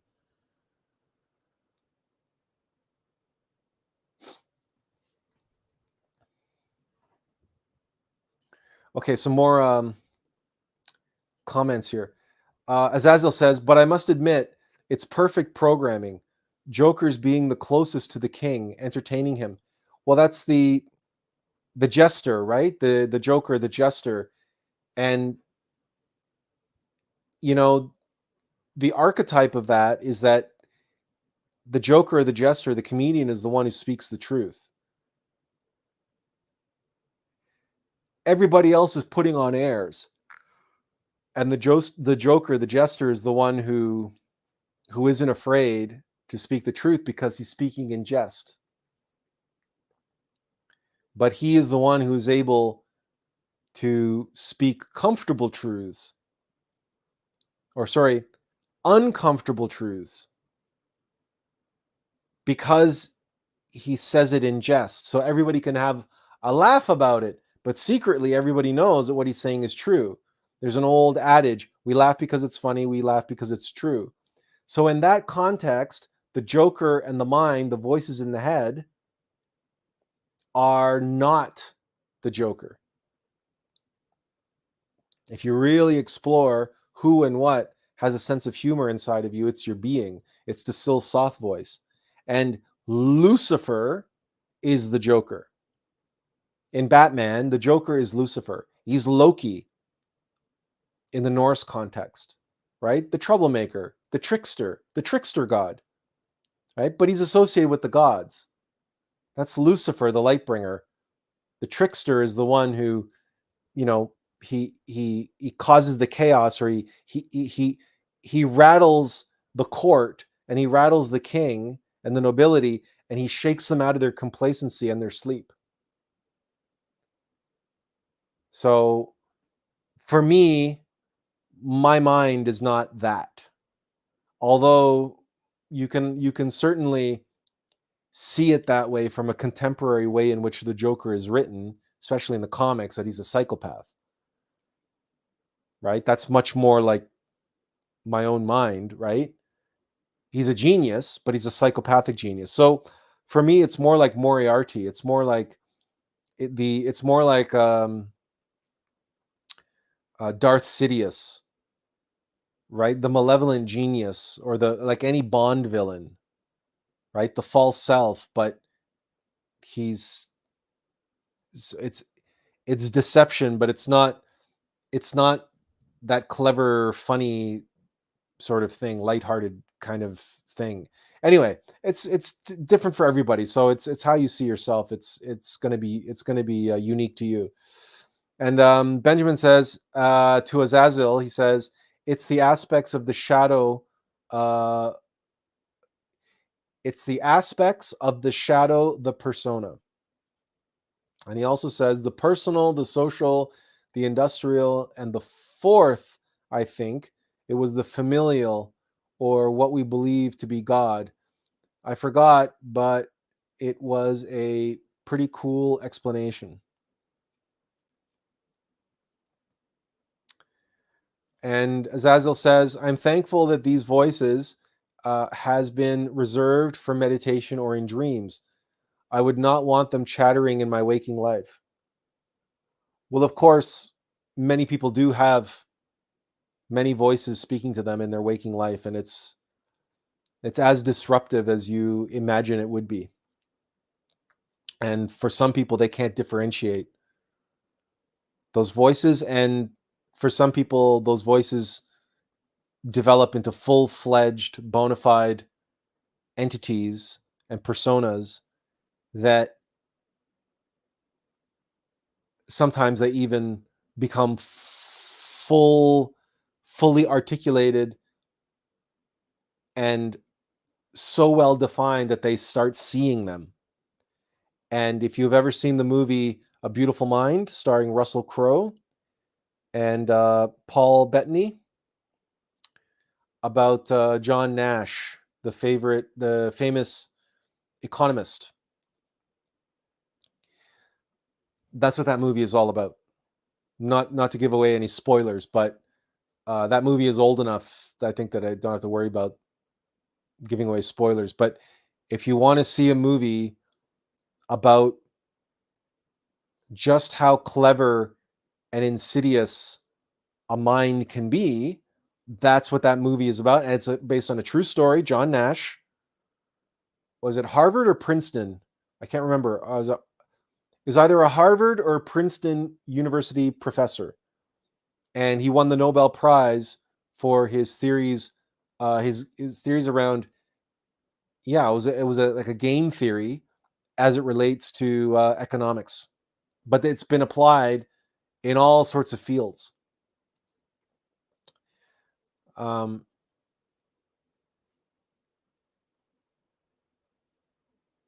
Benjamin says, we just got to stay away from the mineral kingdom. That would be hell. And Lux Custo says, I know you are right, and I agree with you, Atlas, but I would like to play devil's advocate. Did Jesus teach the radical death of the ego publicly like Samael did, or white tantra openly like Samael did? No. No, he didn't. And he says, because as you truly said, Eckhart did not, nor did Osho, but Jesus did not either publicly to his disciples. Yes. Yeah, but no, but what Osho did behind closed doors was not white tantra. And he was not teaching white tantra, and neither does Eckhart Tolle teach white tantra to anybody. And as far as this is concerned, you have to see it in the larger context that both Osho and Eckhart Tolle came after Samael and Weor, which means that if they were genuine, true teachers, they would be teaching white tantra. They would be teaching the death of the ego openly, just as Samael did. Because Samael is the avatar of Aquarius, and he set the standard. He is the one who's in charge of all the teachings and all the teachers that come after him. He's the avatar of Aquarius. So there's no reason to be coy about it anymore and to have an internal and an external and exoteric and esoteric teaching anymore. Samael blew the doors off of that because everything is black tantra already. There's no risk of teaching white tantra openly anymore because black tantra is being taught everywhere. No authentic teacher comes with some mild-mannered, soft-spoken bullshit level of teaching anymore because it's just leading everybody down the wrong path. It's leading everybody to become Hasnamusin. There is no more multiple levels of teaching anymore. There's only the truth. And yeah, not everybody is ready to hear the truth. That's true and that's fair. But that doesn't mean that we deliberately mislead people or withhold information anymore. Things were very, very, very different in Jesus' day. And by the way, let's not forget that we have all the Gnostic Gospels and all the writings of the original apostles that are in the Gnostic texts that were all redacted from the Bible. So in those Gospels, you can see just how widely Jesus did teach. And it wasn't on the Sermon of the Mount. He didn't profess to thousands of people on the Sermon of the Mount, these teachings, but it wasn't exclusively to the 12 disciples. And even then, those 12 disciples went off and taught others. So this is a complex issue, but you cannot apply the rules from 2,000 years ago to present society. This is a fallacy of culture and a fallacy of the mind. This is your mind messing with you, and your mind and rationalizing and validating two things that are inappropriate to make comparisons to and judge against one another. You know who does this all the time is the woke culture people that say we can no longer watch movies made in the 50s because they're all sexist and they're all racist, or we can't honor or respect people who lived 200 years ago, or like the founding fathers, for example. You can't have any faith in the Constitution or the founding fathers of the United States or what the United States stood for because many of the founding fathers were slave owners. So there's this backwards kind of like elimination of context and saying that the same rules apply all the time across the board, regardless of time or space or the idiosyncrasies of any particular, the eccentricities of any particular era or moment. But we cannot see the world that way, and we cannot see history in ourselves that way. Because if we do, we will, that's a very narrow binary way of looking at things, whereas we have to take in the whole picture, the comprehensive view. So if you meditate and do a retrospection, if you lived in the time of Jesus, and you can retrospect back to the time of living at the time of Jesus in the Middle East, if you had that ability, or go and awaken in the astral plane and go investigate the Akashic records and go and see and experience what life was like back then at that time, then you might be in a better position to pass judgment or make these sorts of connections. But all messengers have to deal with reality as it is at the time in which they're delivering their message. And Jesus was no different. Moses was no different. Same with Buddha, same with Lao Tzu, same with everyone, right? And that includes myself, which is why publicly, I don't, generally speaking, I don't talk about gnosis publicly. And also in the video that I'm working on, and I shared the draft version of that video last week, there's no mention of white tantra.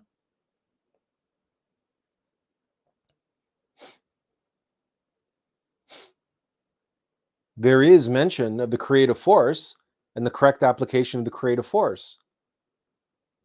But I don't specifically get into the details of white tantra because it's not the right time and it's not the right place for that. So it's nuanced. It's nuanced and it's subtle. But these subtleties cannot be navigated by the mind. The mind is always just going to trip us up when we try to answer these questions, because it's always going to find rationalizations and reasons for why this is wrong or that's wrong or they're still okay and so on and so forth. You have to observe that, and that's part of the reason, part of why we're doing today's live stream is to reveal this, is to reveal how subtle and clever the mind is when it comes to this stuff. As Attlas says, is this why those with a double center of gravity are so dangerous?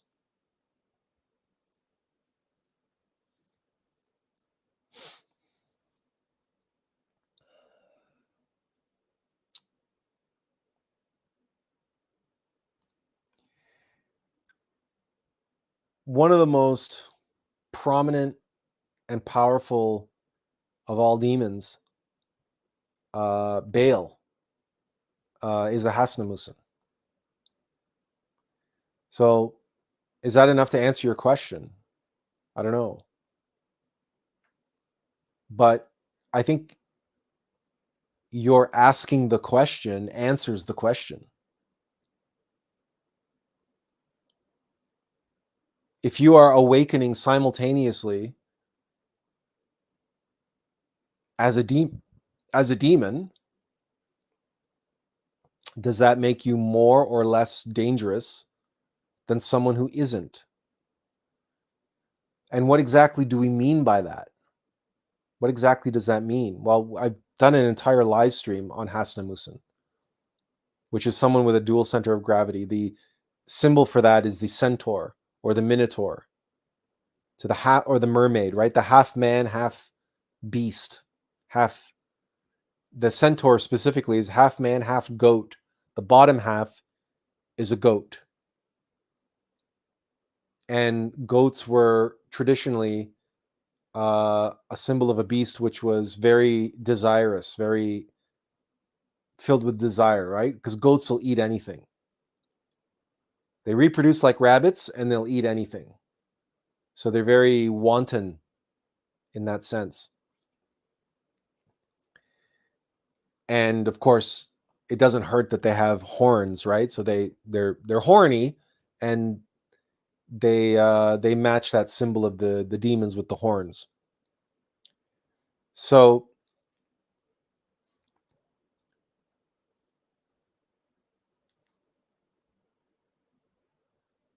you could argue, for instance, that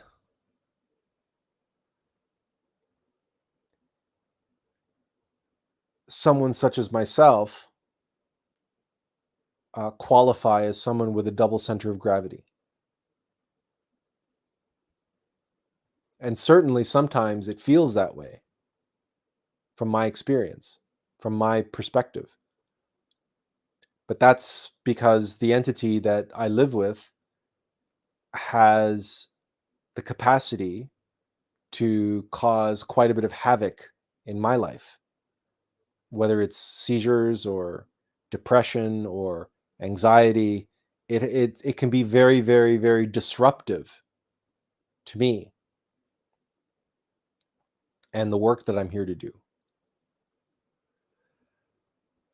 The difference, however, is that I don't identify with that and I don't attach myself to it.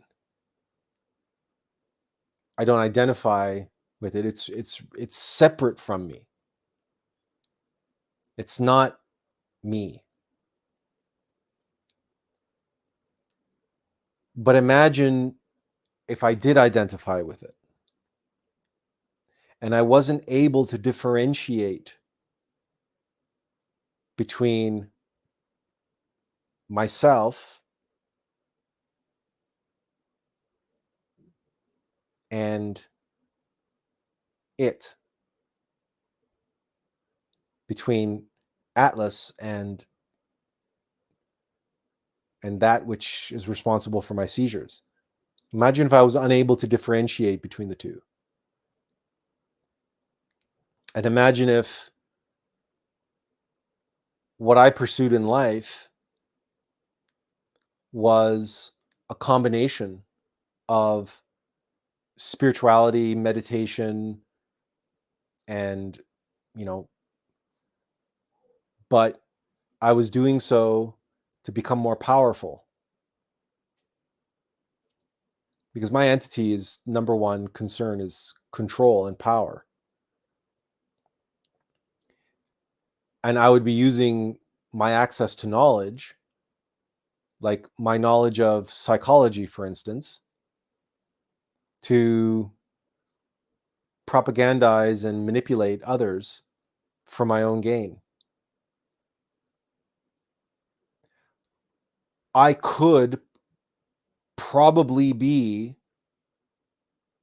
on the stage with Eckhart Tolle and Deepak Chopra and all these people. I could be on Oprah and I could be selling millions of books right now as we speak.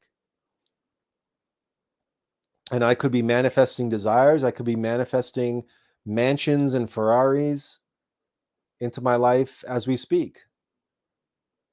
And I could be going on book tours and signing them and having, groupies and followers throwing themselves at my feet at those book signings, city to city to city to city, and having as much promiscuous so-called spiritual sex with as many partners as cities I visit. And there's an entity inside of me that would probably enjoy, not probably, absolutely relish and revel in all of that.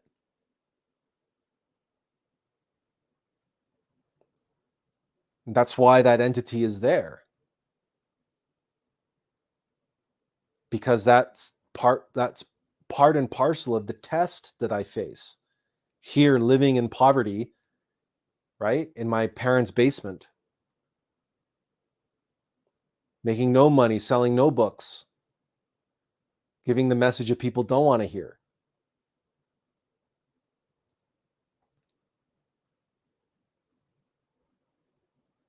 But yeah, I could be doing a lot of damage. I could be telling people what they want to hear.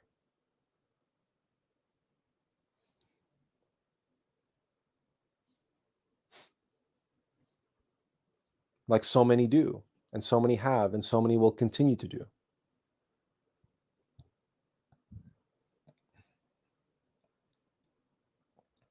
And even worse than that. Far worse than that. I hope you don't mind me embellishing this answer. Because in truth, I could have answered this question with a yes or a no. But that would do a disservice and a injustice to the breadth and scope and depth of the implications of what you're asking. And this also ties in and relates to everything that we're talking about here, including the other false gurus that we were talking about, whether it's Osho or Eckhart Tolle or any of them. And that entire industry, a multi-billion dollar industry, which is built on lies, deception, half-truths, and mystic pride.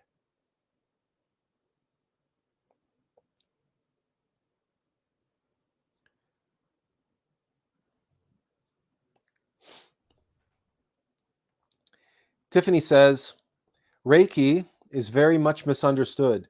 It's nothing less than prana. So it's a real thing, minus the commercials about it. Yeah, no, it's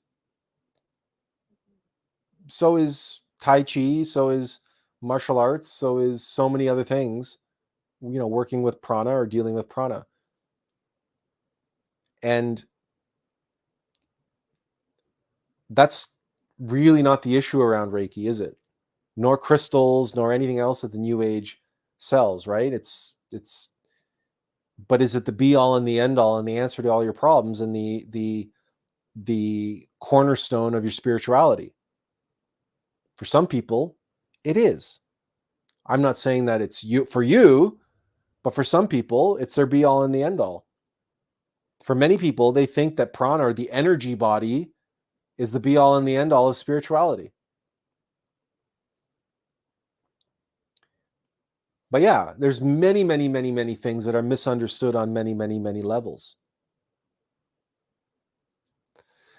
Azazel said, I'm sure he was correcting something, but I don't even know what he's correcting anymore. And he says, yep, I've seen A Beautiful Mind. I had a hard time looking at that movie because because I relate directly, or it relates directly to those experiences. Okay. But it's an excellent movie for that reason. And he says, you could say it spoke directly to those adversaries of my own mind, and that was quite discomforting. But see, good art is supposed to be challenging, right? Leah de Tonacour says, sorry, I stepped off. There was a man I had to help get his truck unlocked. Well, we're glad you're back anyway. And he says, yeah, he says it did answer the question. Related back to this, the dual center of gravity stuff.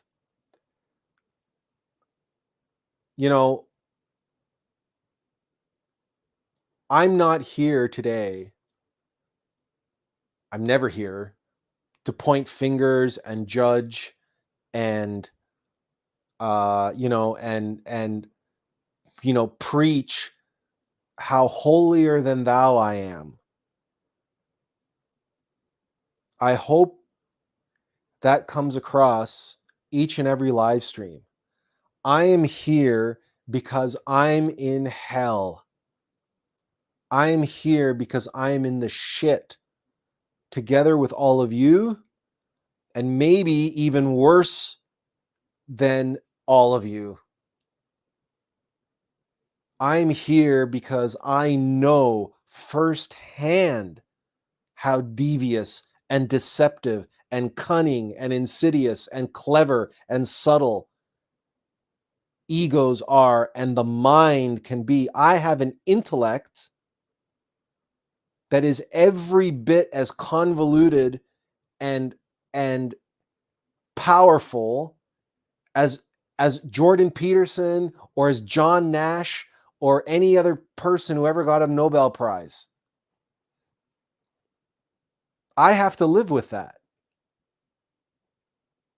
And what I have experienced in meditation, what I have experienced in my waking life, what I live with, the temptations that I struggle with, the bad habits that I have to deal with.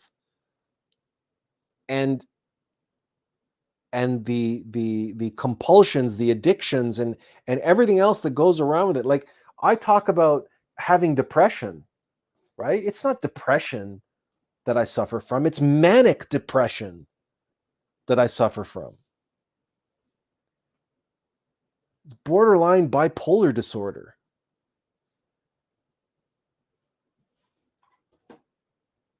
That goes part and parcel with what I've been diagnosed with epilepsy. And I'm not saying this because I want to play the victim here, or I want to play like, oh, I'm all worse off than you guys are, or something. It's not a competition. But what I hope to communicate with this is that if you're going through something, I know what you're going through. It's like Azazel says, me too, right? Okay, let me try to put this into perspective. The more spiritual potential we have, the higher a level of being that we are when we come into this life,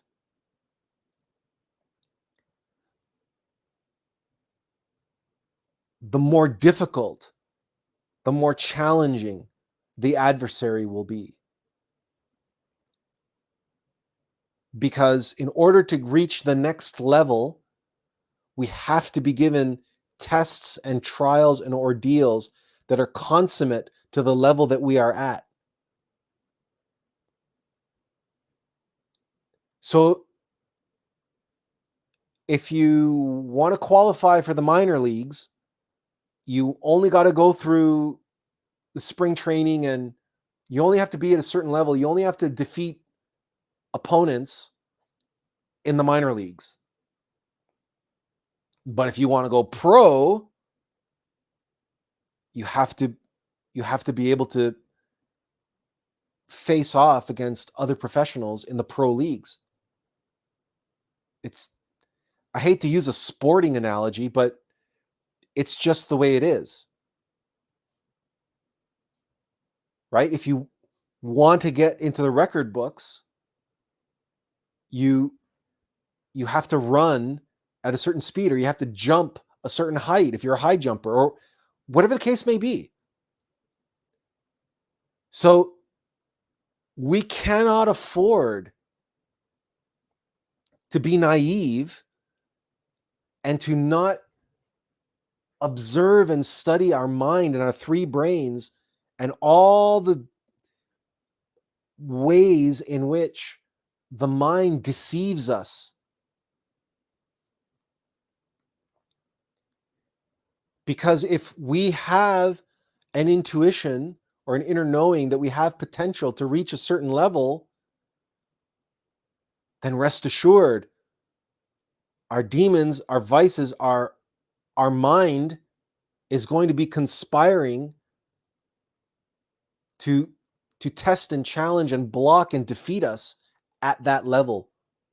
We are met at the level that we are at in order so that we can advance to a higher level by overcoming whatever level we are at.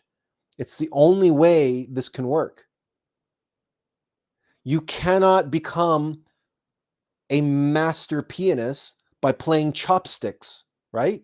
No, you have to play Chopin. And then you graduate to Bach. And then you graduate to Rachmaninoff. It's the only way. There is no other way to mastery.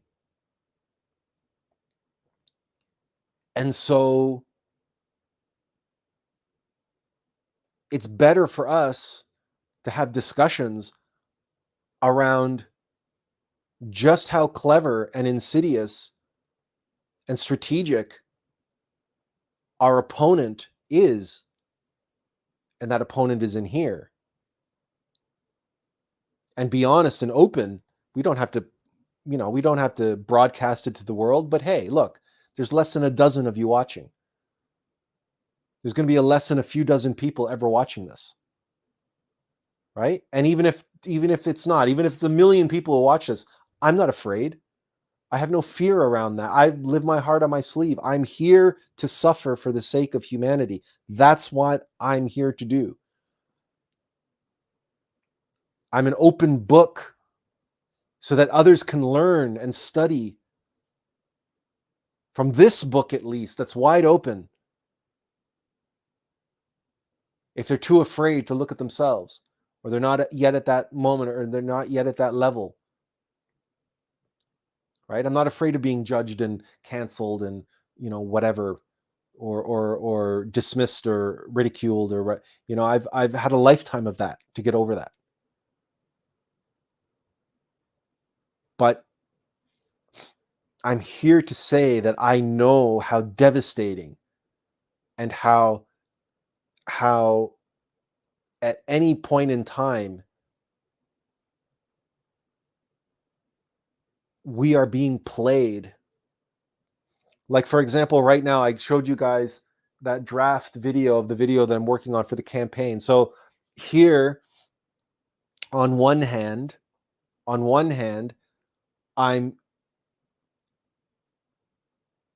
have a mind, an emotion, and a psychology that's worrying about the future and worrying about the success of this campaign, because it's remembering the fact that my entire adult life has been one failure after another, after another, after another, after another. Failure in business, failure in relationship, in all matters related to worldly concerns. I'm a bona fide failure. I can be judged as nothing else but a failure. I'm 51 years old, living in my parents' basement, and I'm living on disability under the poverty line for 15 years. I'm a complete and total utter failure from the perspective of the world. And that's a fact. And here I am coming up on this crowdfunding campaign where I'm going to be trying to raise money, like real dollars, right? This is a real rubber meets the road worldly success now that I have to, go after. And this video that I'm working on, it's like there's so much at stake. It's the entire rest of my life, my whole life's work. Everything is hinging on me completing this video and completing it on time and finish and doing the website and getting all of the mechanisms set up to be able to collect donations and so on and so forth. All of that is riding on this one act of just completing this video and completing the website.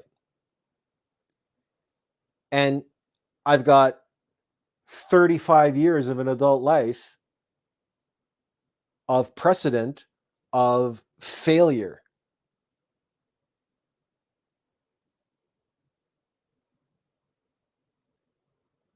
And all the anxiety related to that, and all that pressure to get this thing done and get it done right and get it done on time. At the same time,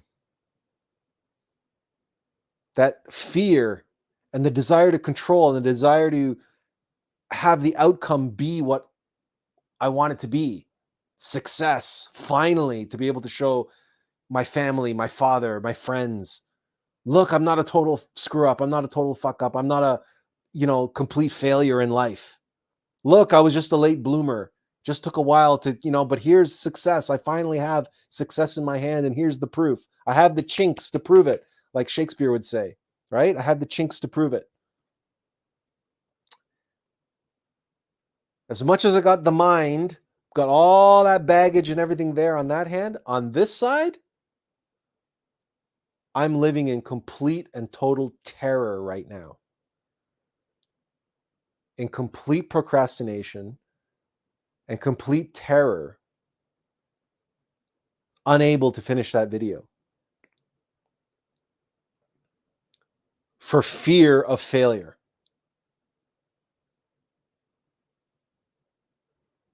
So the same demon, the same fear that wants to control outcomes and wants to finally create success at last, that same thing is working both sides,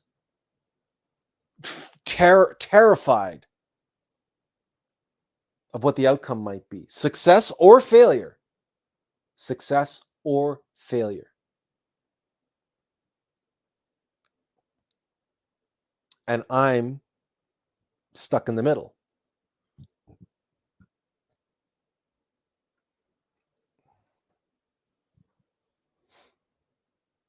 And it's absolutely it's like being in the Star Wars trash compactor. It's like being squeezed from both sides and being compressed under that stress and that pressure from both sides. I'm not experiencing as being torn in two, being divided and conquered in the literal sense and being torn in two, because many people face that. They're being pulled in different directions and they feel themselves being pulled in different directions. But that's not what I'm experiencing right now. And what I'm experiencing is getting crushed under the weight from both sides.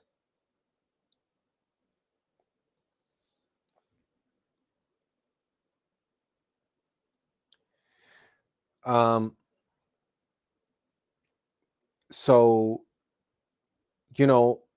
I go through these things, I experience these things in order to know firsthand what people go through, what people face,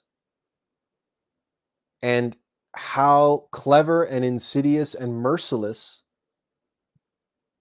the egos that we have and that we have to deal with can be, and how sabotaging and destructive they can be, even as they're pretending to be our best friend and to be our ally and to be the one that we need to listen to if we want to be successful.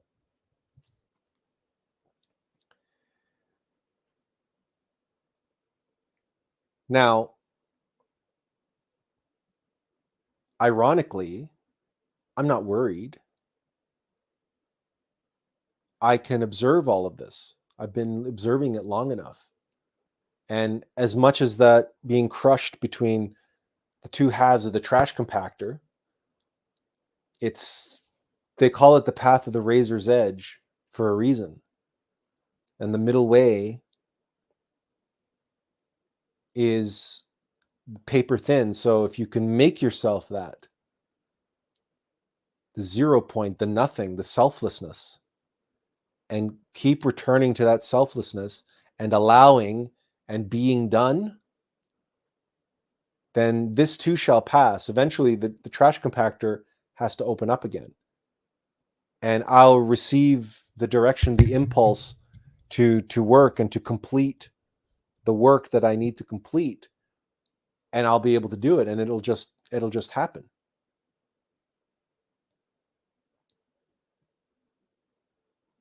And if there's something to take away from my experience in this particular example, it's that old adage of being in it but not of it. I'm in hell. I've been in hell for a while now. I suffered in August 3.5 out of 4 weeks. I was going through manic depression.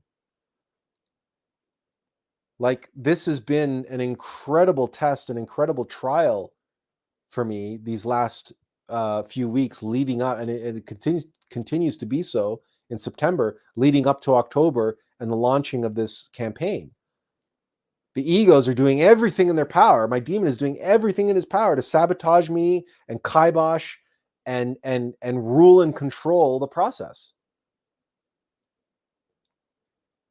All I can do is observe that. All I can do is watch that. And yeah, watch myself getting caught up in it here and caught up in it there, and like making bad choices when it comes to food, for example. Giving into some indulging some cravings and binging behavior, and so on and so forth. Like, I'm not perfect.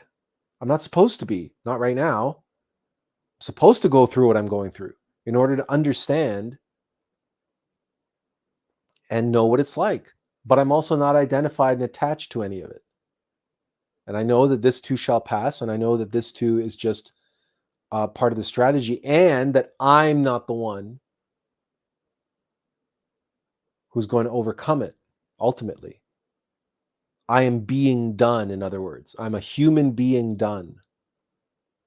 And I just have to observe that and trust and put my faith and trust in my Divine Mother, and and and put my faith in the Christ, in Allux.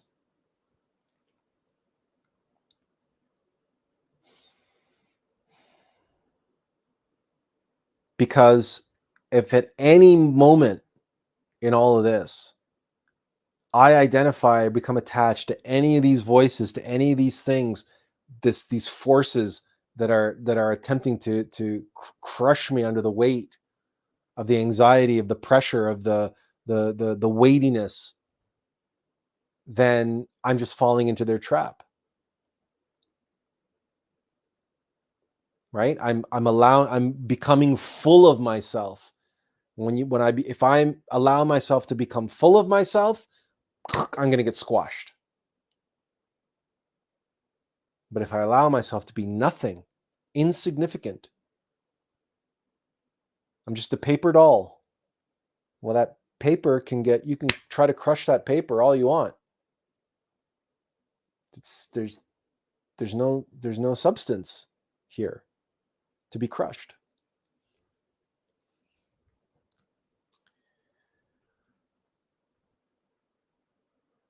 Boy, we all of that seemed to inspire a lot of comments on you guys' part. So let's see if we can get through them. Azazel says, yeah, it would be a disservice to lower the difficulty settings now. The difficulty settings do not go down. Do not go down. If they seem but there's an ebb and flow, right? So it's not like we're always on this like upward, like it goes, it goes up and down and up and down and up and down, right? So we have the tide comes in, the tide goes out. Sometimes there's a storm, sometimes it's nice and pleasant. But in general, the difficulty setting is it's always getting higher and higher and higher. We have the reprieves, we are allowed to take breathers, but yeah, to actually ratchet down the difficulty setting, yeah, it would be doing a great disservice to your true self. Mugaboo says, is it fun playing chess with AI? If AI is at a level 1, no, quite boring. You win all the time. Exactly. And Lux Custo says, in terms of meditating on a problem, symbol, ego, etc., in order to acquire conscious information about said object, can you help explain how do we actually acquire that information or insight? Because many times one can meditate on many things and no insight comes. It seems occasionally one will acquire gnosis of the meditation object. Could you explain from your own experience how you do it? Yeah. Number one rule, you can't want it. Number one rule, if you go into meditation looking for something or expecting something or wanting something, you'll never get it.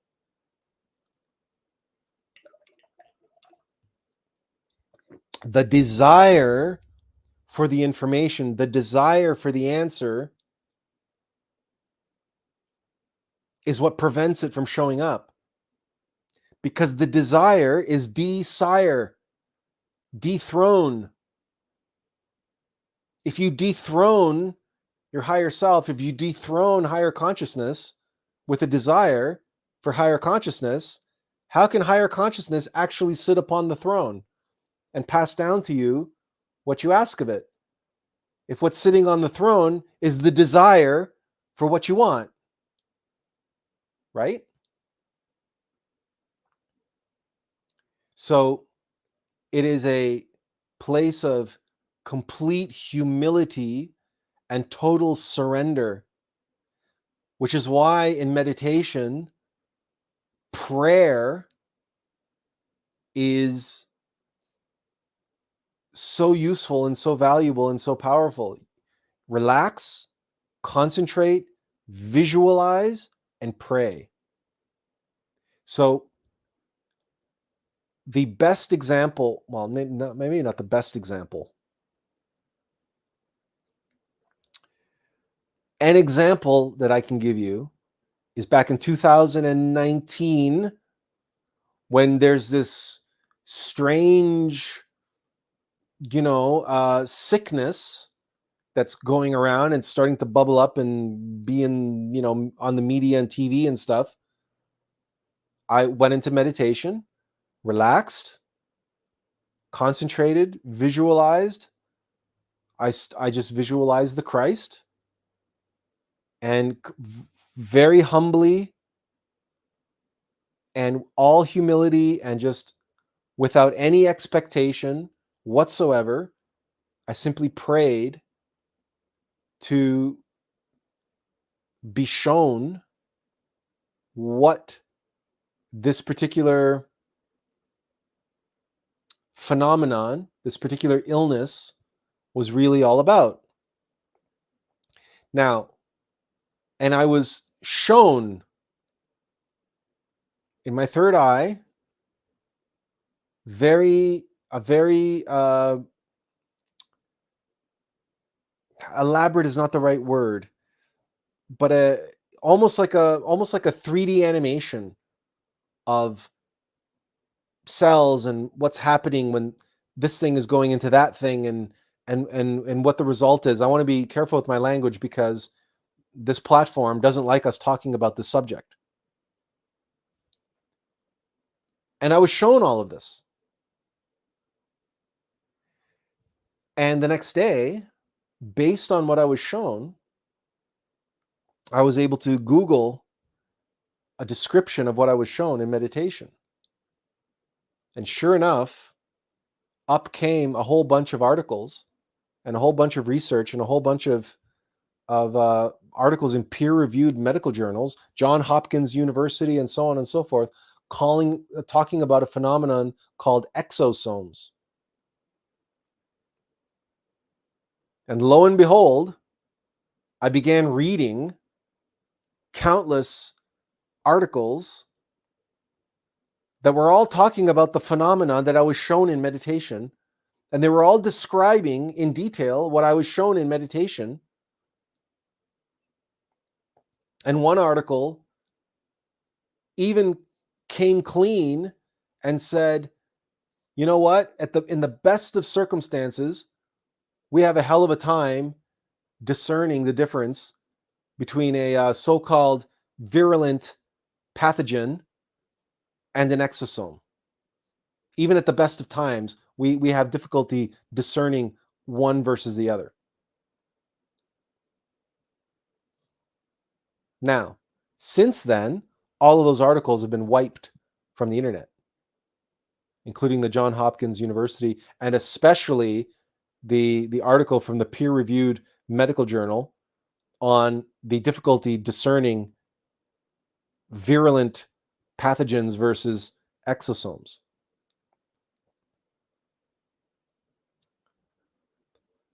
So when you ask me how I go about receiving the information, I allow what needs to show up without any desire, without any expectation, and without any machinations and just complete humility. I pray to be shown what I need to be shown in accordance with the law. And also, I make it when I recount the story, I make it sound like I lay down and 5 minutes later I'm being shown stuff. It takes a little bit longer than that. But also, I've been meditating since the age of 5, so if it comes a little bit quicker to me, I'm also able to receive information while I'm awake, while I'm speaking to you, right? So that's a different, that's a different capacity. So if it comes to me a little bit easier, that's why that is. But it's not because I desire that information. Desire is not, for me these days, desire is like, when I get the urge to like eat some ice cream or whatever because I'm feeling depressed. Like that's, to me, desire is like comes in fits and spurts now, right?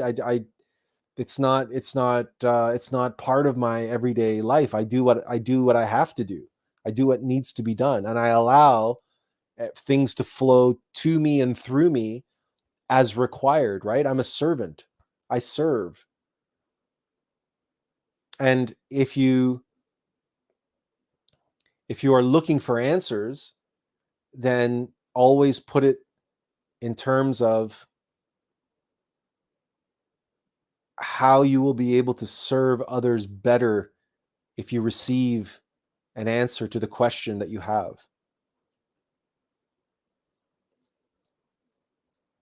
In other words, want it more for others than yourself. But at the same time, don't want it at all. Don't be attached to any outcomes.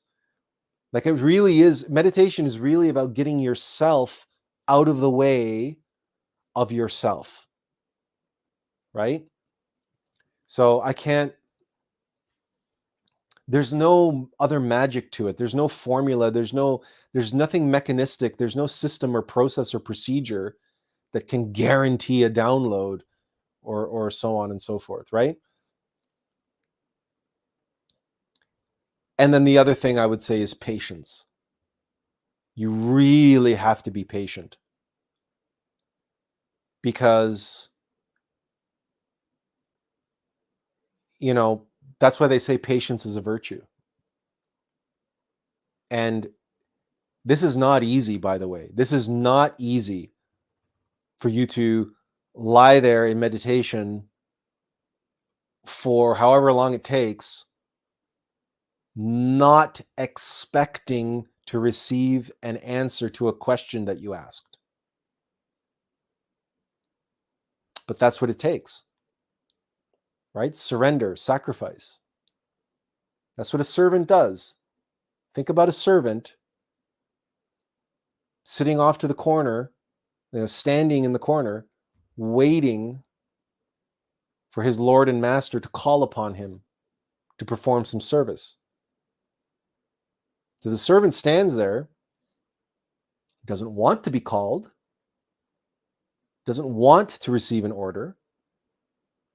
He's not expecting to receive an order, but he's there standing at the ready,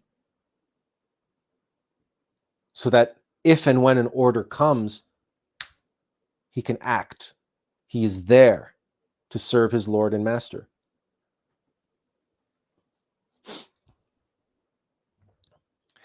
Mugaboo says, no temptation has overtaken you except what is common to mankind. And God is faithful. He will not let you be tempted beyond what you can bear.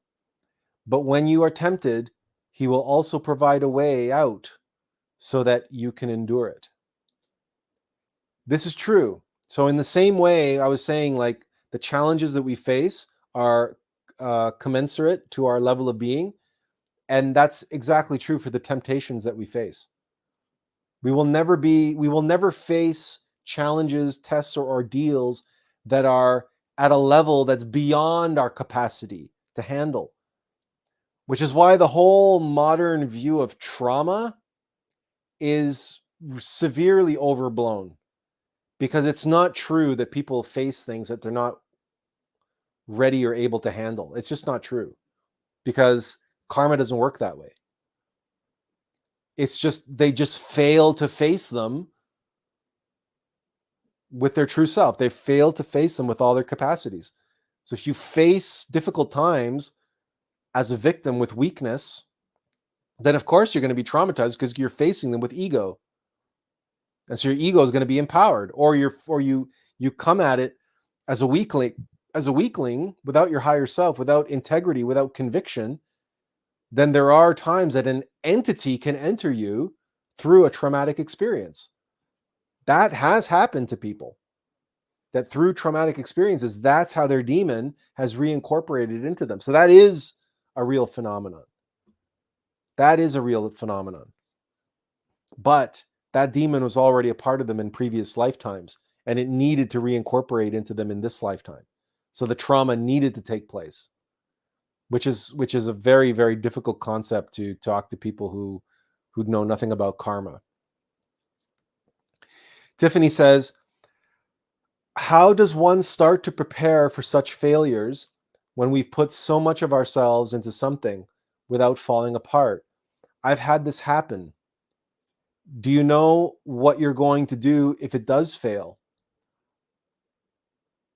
Number one, it's not up to me. And number two, I'll jump off that bridge when I get to it.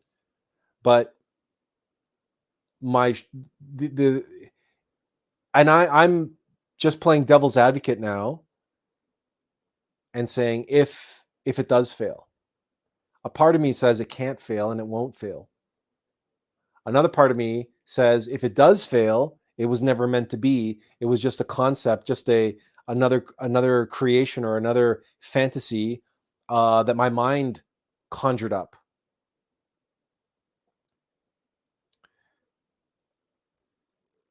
So you could call that a rationalization if you want. And that's all very subtle. And what is the ultimate truth? The ultimate truth is that I was born to do this. And we really are at a place now, at a time where it's, to use a very crude expression, it's shit or get off the pot time. And so one way or another, this campaign is going to lead to something. Now, is it going to generate all kinds of money that is the superficial, exoteric purpose of a campaign like this? Even if it doesn't matter, because it's going to reach the right people, and something is going to come of it that's going to lead further along in the right direction.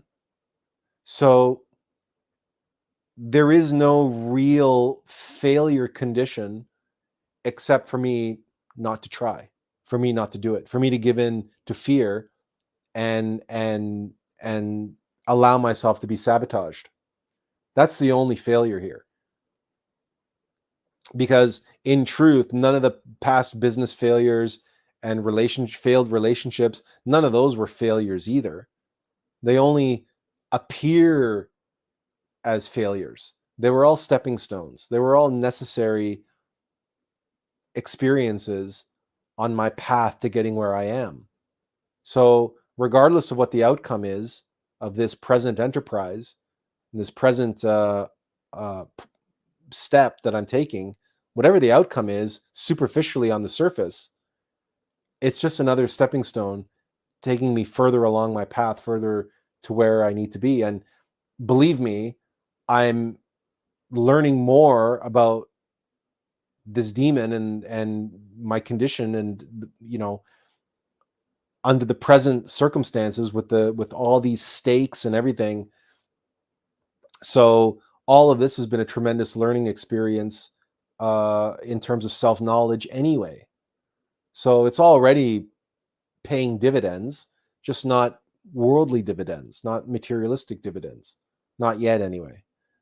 But it will in one way, shape, or form, right? It will. Right? I have faith that's going to be. That's not really that's not what the fear and anxiety that I'm suffering from is related to. With the fear and anxiety that I'm being subjected to is whether or not what I do is going to be good enough to make that happen, or whether or not it's going to fall short. In other words, whether or not my shortcomings will be the one to end up sabotaging and causing it to fail, which is a nuance. It's a subtle difference, but it's an important one because it's it's personal, right? Then now it's personal. Now it's about me, right? Which is what the I wants to make it about. Whereas I know it's not about me. My work, my life is not about me at all. I'm a servant. Right? It's not about me. But the I, the demon, wants to make it about me. And that's where he strikes, right? That's how the ego, it twists it until it makes it about you again. Or about, it makes it about me. And then you're in a different ballpark. Oh, I am fallible. I can fail. I can screw these things up. I can make mistakes. I'm not perfect.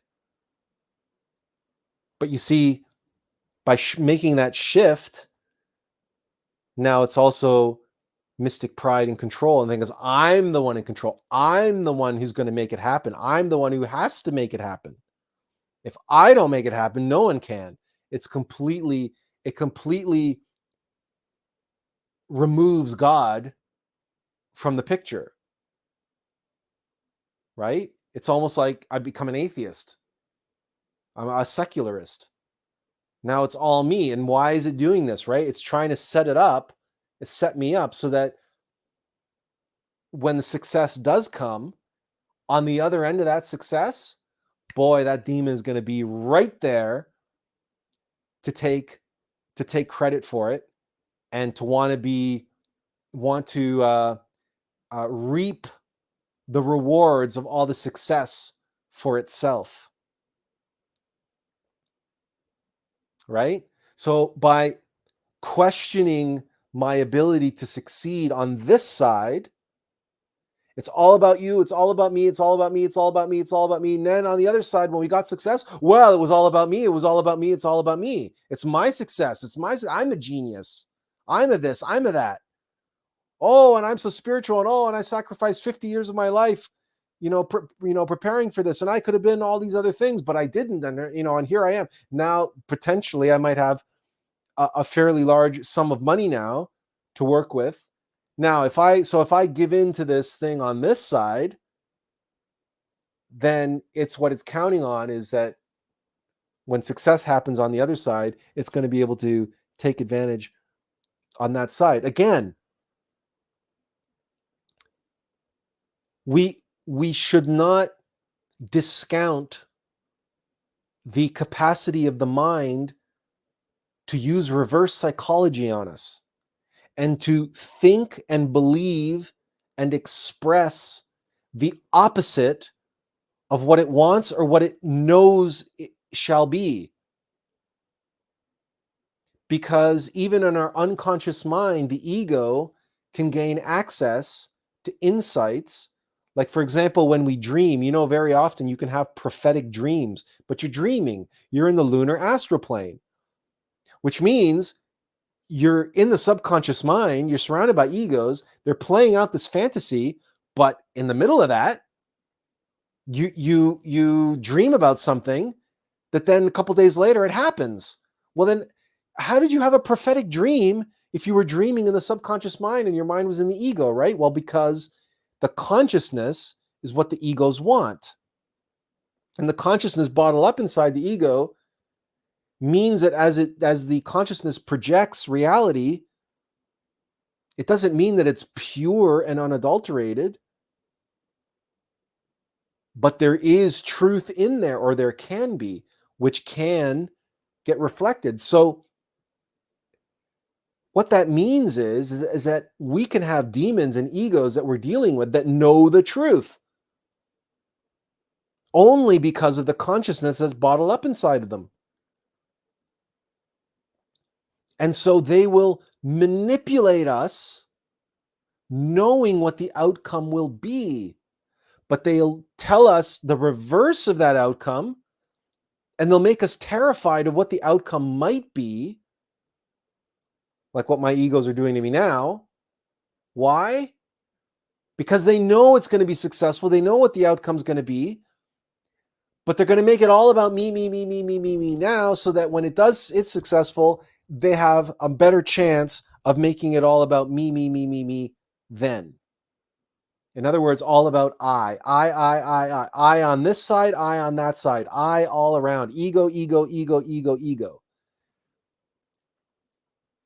Because if they can make me completely neurotic about my ability to succeed, oh, I got to do better, I got to do better, I got to do better, I got to do better. So then when I do succeed, oh, I must have done great. It must have been all about me. I must be such a genius. I must be such a whatever. And you can see this all the time. Look out in the world, and you can see this in artists and all sorts of people, where they get success, and then soon after they achieve success, they start falling into all kinds of problems, because the expression is they let their success go to their head. But I would argue that was happening way before they achieved their success. Their desire for success, their desire for fame and fortune, their desire to be important, their desire to show everybody around them how smart they are, how much potential they had, right? That's all this built up resentment was all on the back end of that. So when they finally do break through and do have their success and do get out on the stage, now all of this pent up desire and ego now expresses itself on the other end of that equation. But now it's free to do that with money and fame. And now it's got all the rationalizations and all the validation to support its bullshit beliefs about itself. And then people let that success, it goes to their head, and they get enormous egos, and they become insufferable. And they get involved with drugs and sex and sexual scandals and all the rest of it. And a lot of them end up losing all their creative potential and all their creative ability. And they have a few successes, or they become a one-hit wonder, and then they just implode after that, and they just vanish off the scene, right? This is countless stories like this over and over and over again. Successful people who've imploded after the fact. And I would argue that implosion was being set up long before they got any success. Again, we can't be naive, right? And what we're dealing with, egos, are more clever and more subtle and more insidious than we give them credit for. And we can't afford to do that. Jennifer says procrastination happens because we are a perfectionist. I do that too. I've been working on allowing and accepting interruptions and being led off my course. I'm liking it. Yeah, I agree with that. That's there's an expression called analysis paralysis. I feel that it's in the same ballpark. It's not exactly the same thing as what you're describing, but it's in the same ballpark. But it's where you are constantly navel gazing, or exactly what it suggests, right? Analysis paralysis. You keep looking at the same thing, trying to work out every detail, trying to figure out every aspect, every angle of it. And you keep going over it again and again and again and again and again, and you just end up spinning your wheels and going nowhere. So when you describe procrastination via perfectionism, that's the same thing. Like if you are writing a proposal or a book and you keep editing the same chapter over and over and over and over again, and every time you sit down to write the book, you don't start a new chapter. You just go back over the old chapter and then you start rewording things for the sake of rewording them. That's very easy and very common. I do it myself. I think everybody does it. Where the first time you wrote it, yeah, it seemed fine, and that was your intuitive your gut feeling on how it needed to be written. But now you're going back, and because you're now in an analytical mode, you're analyzing it. And of course, in that analytical mode, in that mental mode, you're trying to see it through other people's eyes. What are other people going to think of this? Oh, I better not write that. I better not write that way. Well, people aren't going to like that. Oh, and they're not going to, and that's not how you do this. And then all of a sudden you're analyzing, right? And you're analyzing for the sake of, quote, perfectionism, to make it better or to make it more perfect. And you can get caught on that treadmill forever. And I agree that in my particular case, that's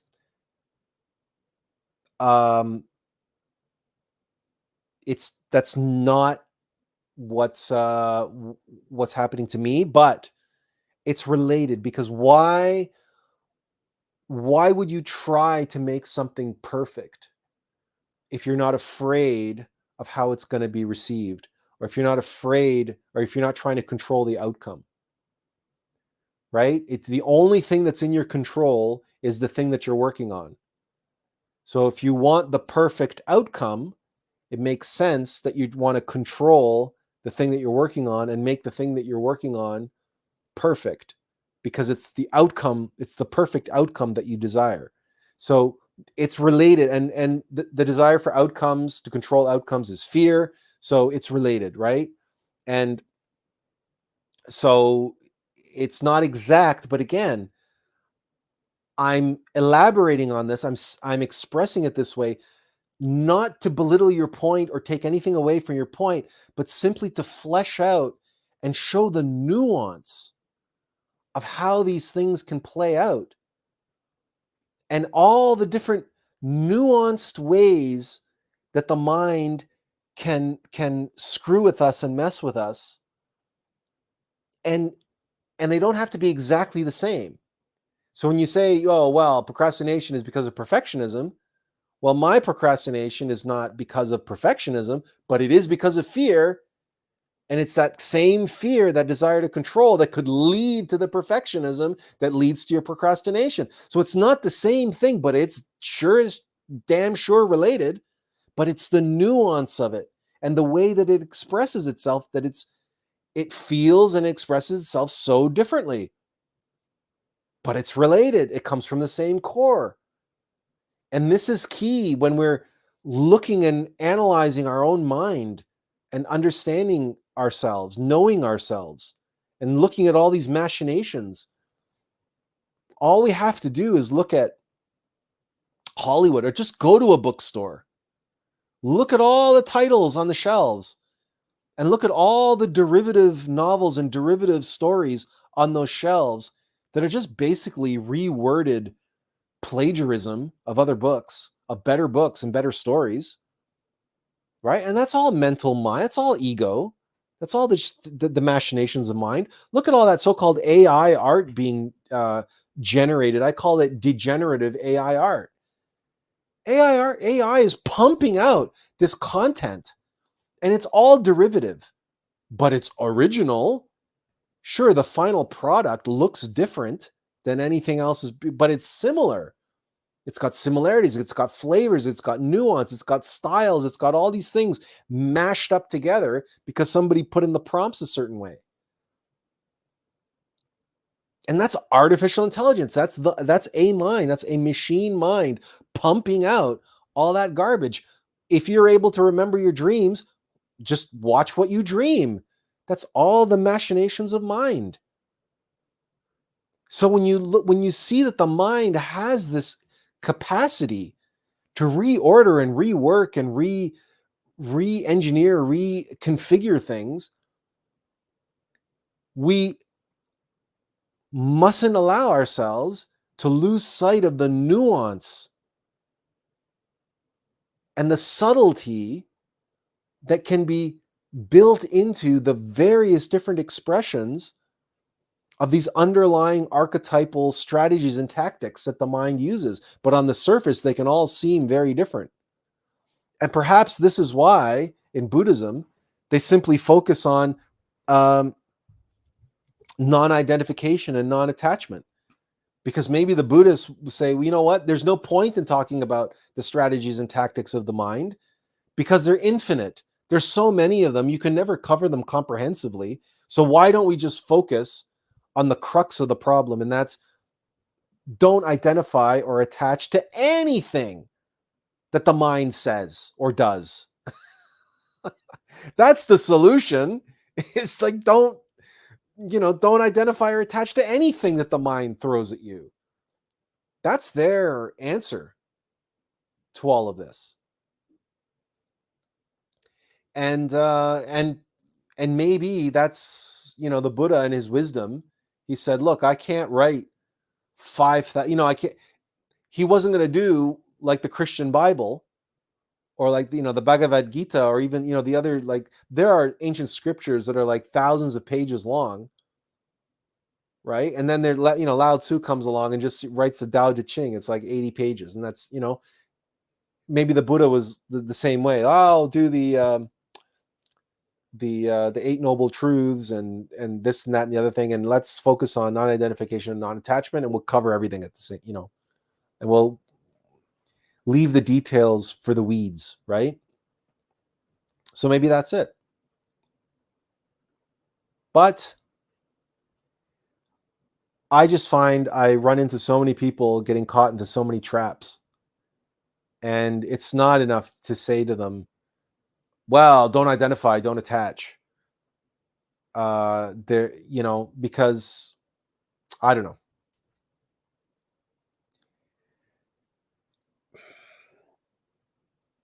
Let's put it this way. I don't think that even the Buddhists, with all of their, attachment or obsession with no mind, I don't. At times, I think they get caught up into their own trap. If they're not, if they, I think it's very important, I guess, from my own experience, to get out in the open what you're dealing with here. What you're dealing with here is clever, is subtle, it's insidious, and it's going to find ways to get you to identify with it and attach yourself to it. And you got to be aware of those ways. We got to talk about them openly. Benjamin says, I have experienced failure in my life many times as well, but I was able to recover from it, not because of my own efforts, but because of the grace of God. I could not see where all the help is coming from, but I know deep in my heart that it is our Father in heaven who knows what we need even before we ask him. Well, there's a lot of truth to that. There's a lot of wisdom in that. And like I said, a lot of the things that I saw as failures in my life were because I was failing my biological father, my family, right? And but I was pursuing what my Father in heaven was telling me to pursue. So ultimately, when it didn't produce worldly success, it didn't matter, because what mattered to me was I was doing my Father's work. And for me, I think for many people, we face this where we have a choice. Are you going to be a people pleaser? Are you going to please your biological father and biological mother? Are you going to do what they think you should do? Or are you going to follow the first commandment? The first and second commandment. Love thy Father in heaven with all thy heart and all thy soul, and follow no other gods beside him.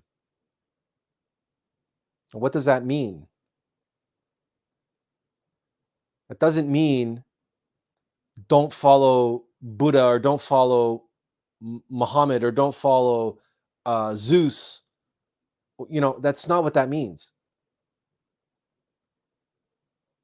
It means you don't put anyone or anything ahead of your innermost essence of God within, your innermost intimate Christ, your true self, who's a spark, a seed, an essence of God, your own innermost, your Father in heaven, your Father in heaven. You don't put anyone or anything else above him or ahead of him, no matter what. And then the next commandment is love your neighbor as yourself. But that innermost essence, that innermost spark of God within, the innermost intimate Christ, is yourself.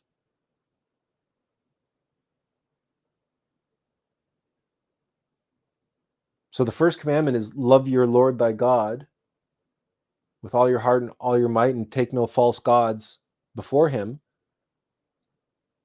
And then the second commandment is love everybody else just like you love God, which is your true self.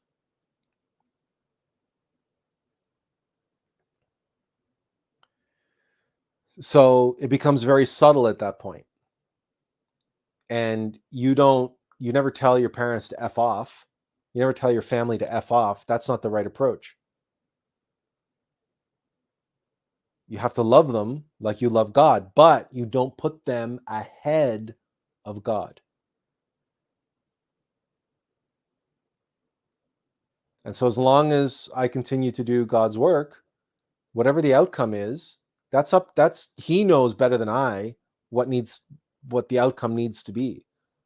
And if the outcome is not agreeable to me, it's not what I wanted or what I had hoped for, that simply just means that I still have too much ego, right? Jennifer Christie said, beautiful. And I know what she was saying that in response to. She was mentioning about when I was being squished in the trash compactor, taking the razor's edge in the middle way and having no substance, and and just observing it all, and this too shall pass, and once eventually it has to ease up, and then I'll be able to continue. And Azazel says, crap, no refund for me. And Benjamin says, blessed are those who mourn, for they will be comforted. And Mugaboos 22 says, how long does one keep facing the same demons over and over? Sure, the demons are clever, but they also remain the same. It seems this can go on forever. Look, you have to keep facing the same demons until you comprehend them. And you have to comprehend them on all 49 levels of the mind, which is another aspect of the mind that we haven't even gotten into today, is that there are different levels of the mind. And that includes the subconscious mind, the unconscious mind, the infraconscious mind, because the demons can play on all those levels. And it's like it's like cleaning the floors of a building. If you have asbestos, okay, or a termite infestation, or cockroaches, let's say, instead of termites, you have to go floor by floor cleaning out all the cockroaches on all the different floors, all the different levels, all the way down into the basement. Because if you leave so much as one cockroach, it's going to establish a new colony. It's just going to keep multiplying. And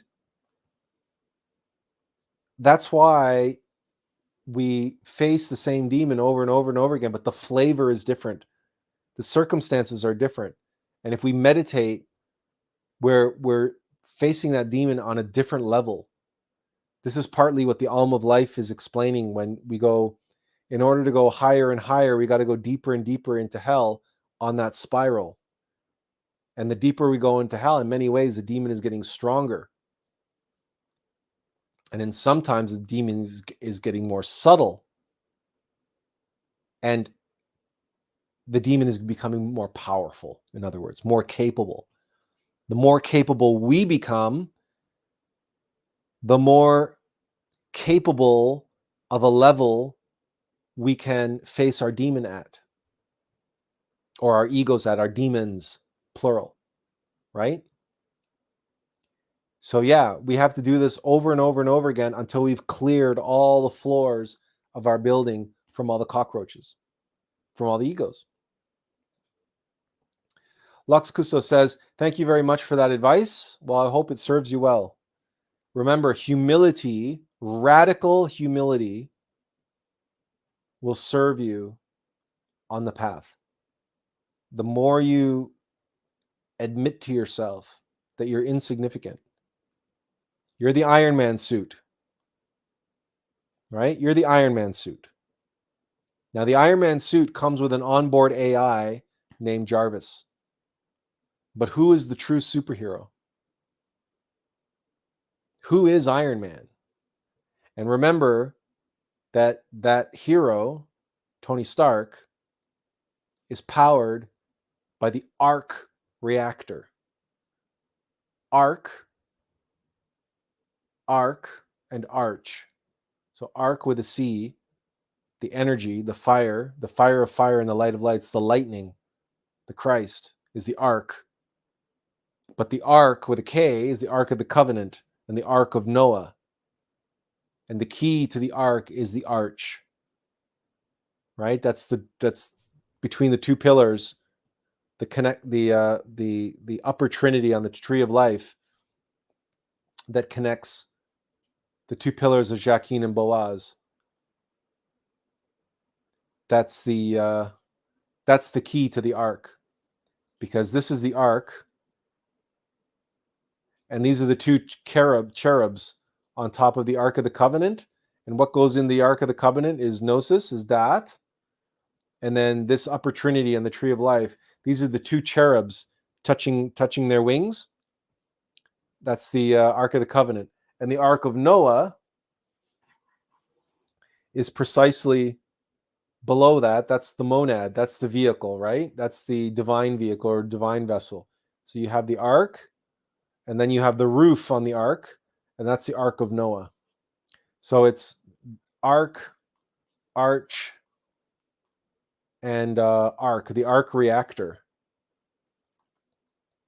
Right? This is all related to the true hero inside. And then down here, we have the Iron Man suit.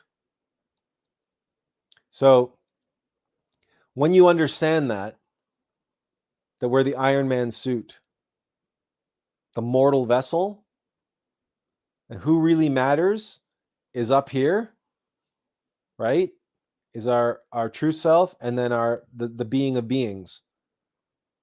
Then you can't help but be humble after that. And coming at it from that place of humility, then the ego doesn't get in the way. I mean, the ego is going to try to get in the way, but that's the key. So radical humility will always serve you on this path. Benjamin says, speaking of trauma, the word trauma doesn't exist in the Chinese language. Really? That somehow doesn't surprise me. They also have their word for crisis, I think. It's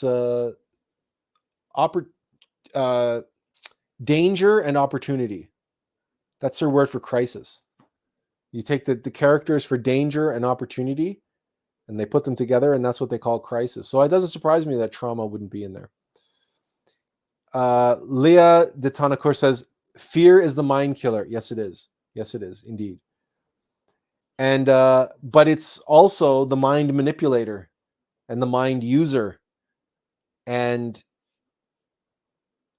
there are many, many, many people who are manipulating and orchestrating and planning.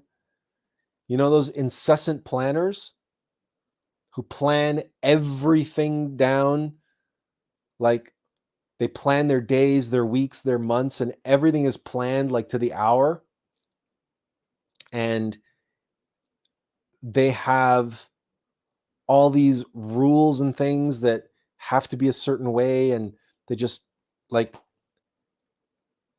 we have a word for these people. They're called control freaks. And their mind is absolutely being used by fear to, in an attempt to control their lives down to every detail.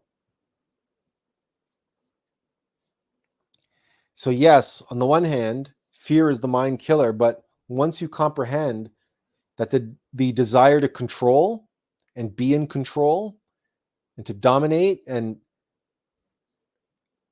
have control of outcomes, when you comprehend that that is also fear, then you realize that this world is run by fear.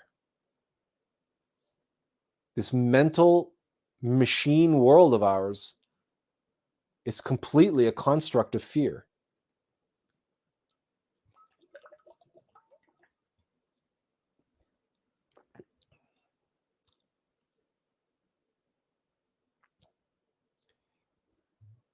And in that context, it's not the mind killer, it's the soul killer. Because the mind is more than happy to control and be in a position of control,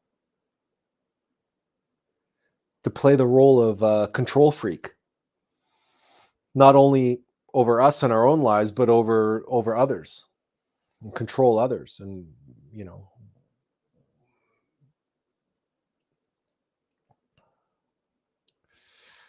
Tiffany gave us a heart, and that actually we got caught up on all the comments.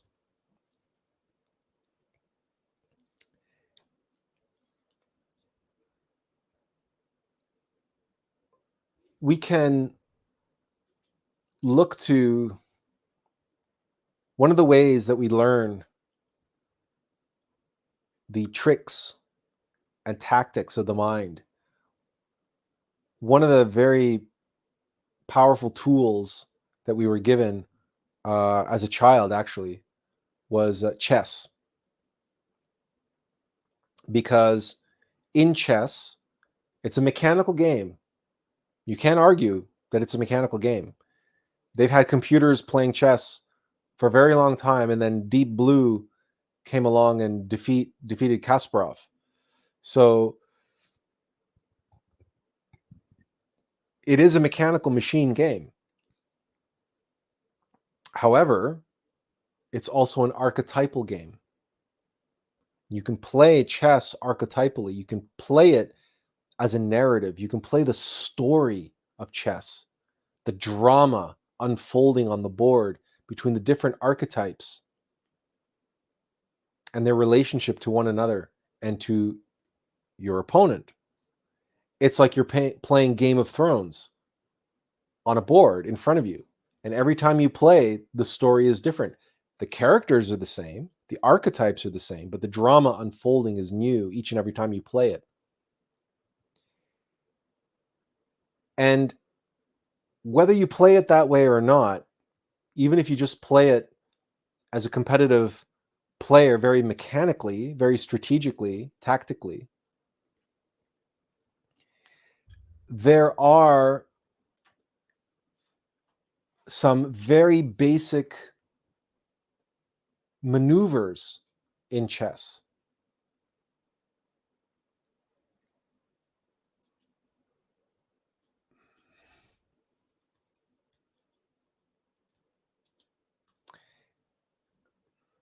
that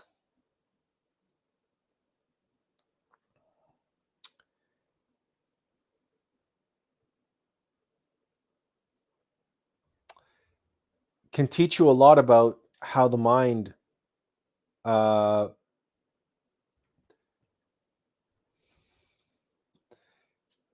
how the mind functions. I'm just trying to see if we can get some kind of...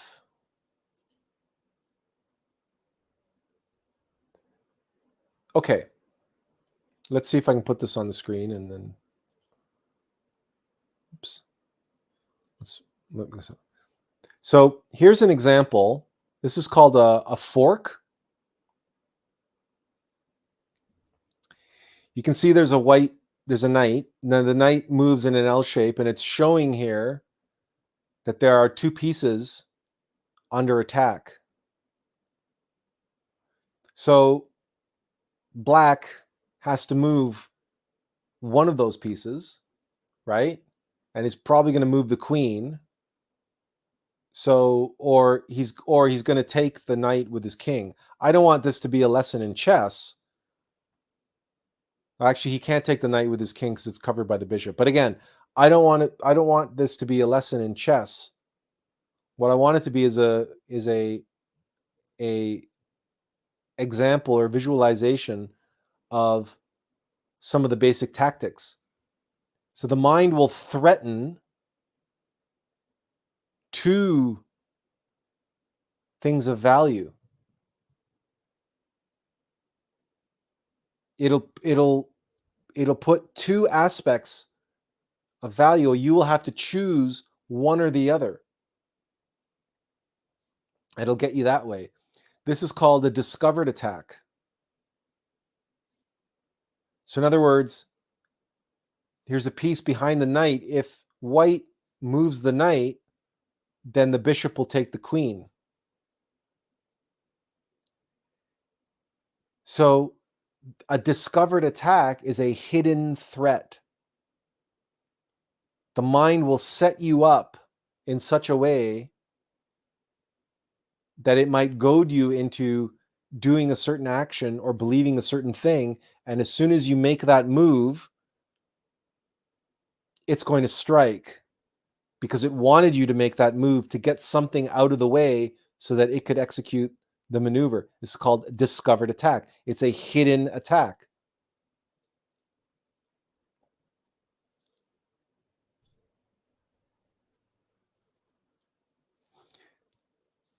This is called a pin, where white here has pinned the king against the queen.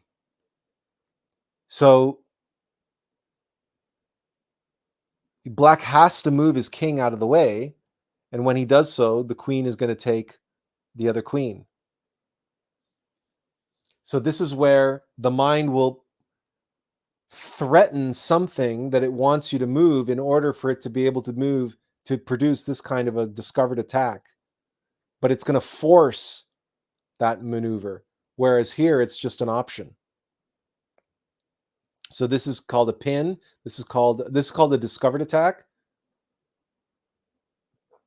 And then this is a pin. This is a fork. We talked about that earlier, where two pieces are being attacked at the same time.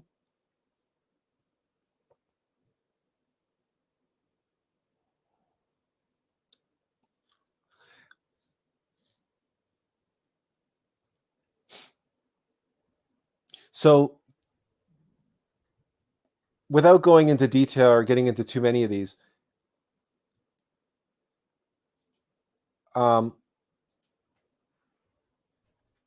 there's lots of strategies and tactics that exist in games and in life. And one of the ways that you can learn a great deal about your own mind and about the strategies and tactics that your own mind uses to manipulate you is by observing some of the cons and the grifts and the illusions, the stage magic. So stage magic, misdirection, distraction. What are some of the other ones?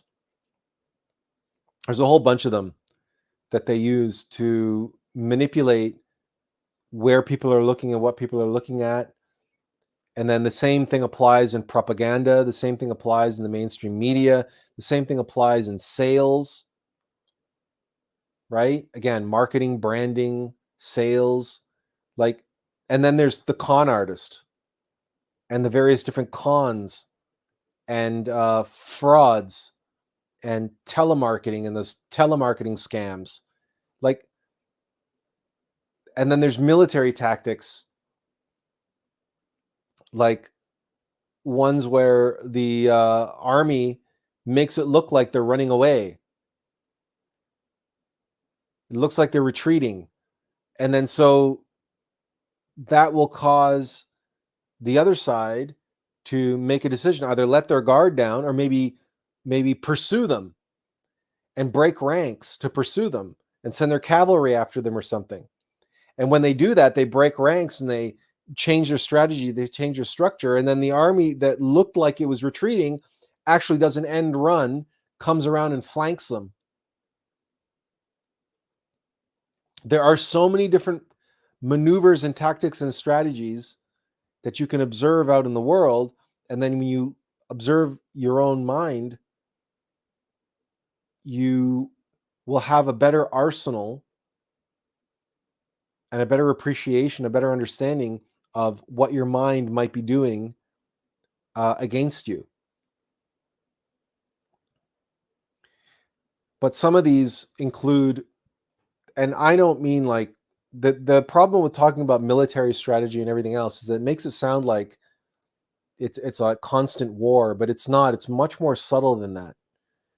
So, for example, I did a half-an-hour video on belief and the problems of belief, and the focus was on the flat earthers. Why is it, for instance, that flat earthers believe in flat earth like a religion, and they believe it so absolutely, and they think they believe it's completely self-evident, and you can't reason with them? And the reason is because at the core of their belief is an undeniable truth. The undeniable truth at the core of every flat earther's belief is that they have never seen the curvature of the earth for themselves. They've never flown into space. They've never flown around the earth like Superman. They have never experienced the round globe. So they have no experiential knowledge of it. And that's just a fact. Now, what happens is the mind weaves this clever and elaborate story around that fact. It's called flat earth. And included in that story, included in that narrative, are all the reasons why all the photographs you've ever seen of round earth are fake, about how when you look out the window of an airplane and you see the round earth, that's all like the effect of the glass, it's lensing, and they have all these rationalizations and explanations as to why any images of flat earth are all fake, or they're all illusions, or all optical illusions. Because the fact of the matter is they have never seen the round spherical earth for themselves, and that's an absolute truth.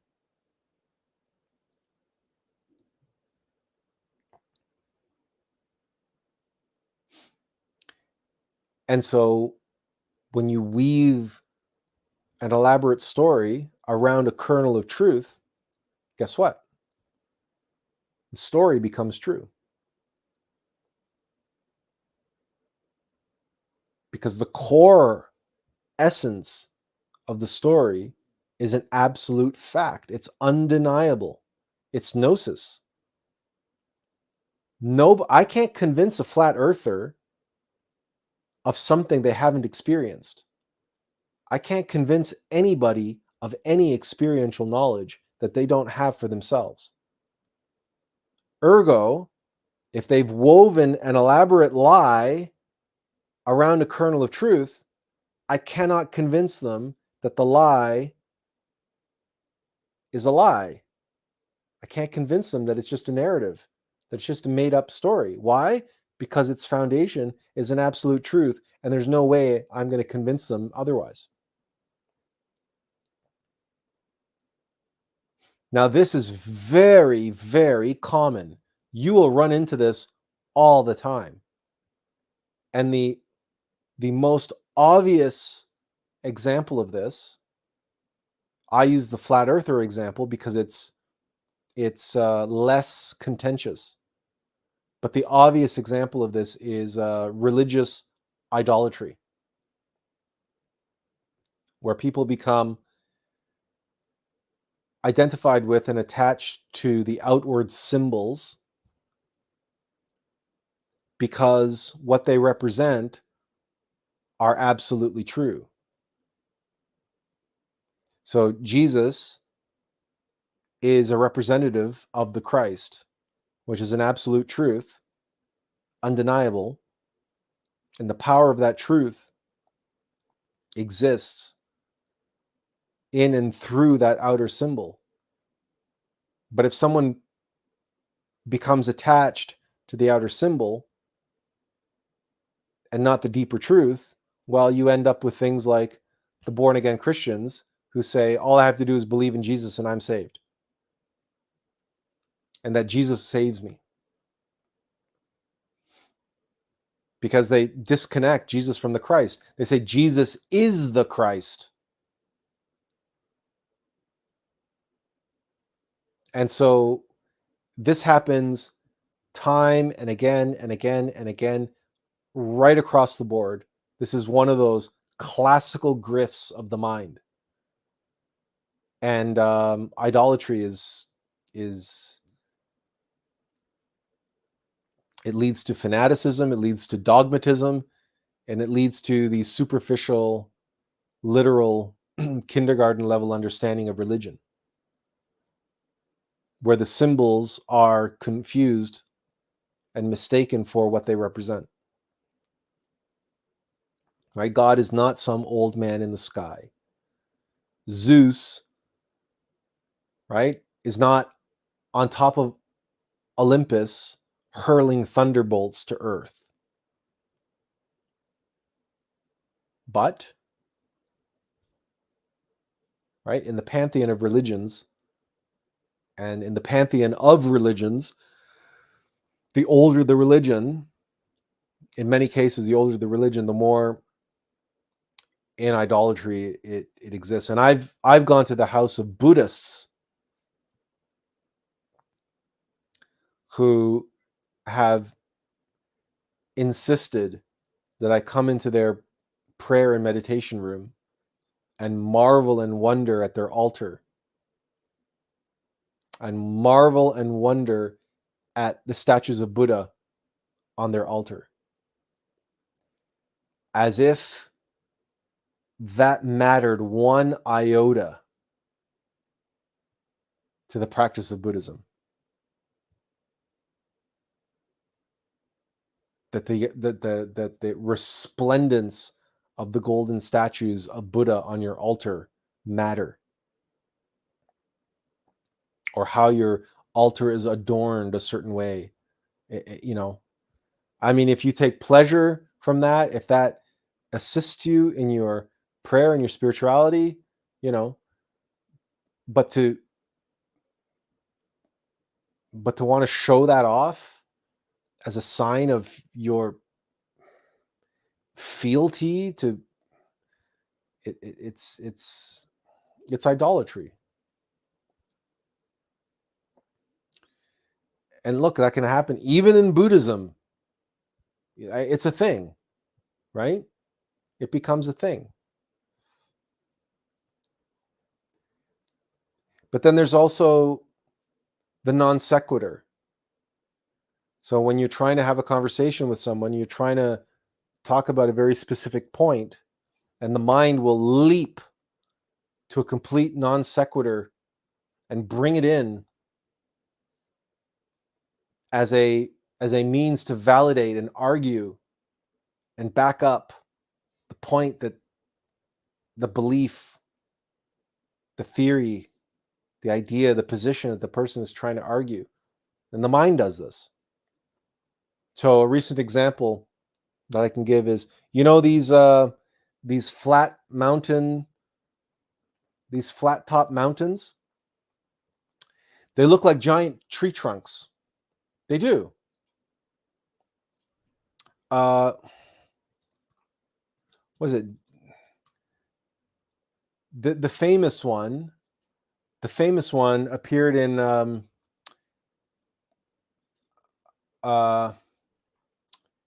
Close Encounters of the Third Kind, right? It's called Devil's Mountain.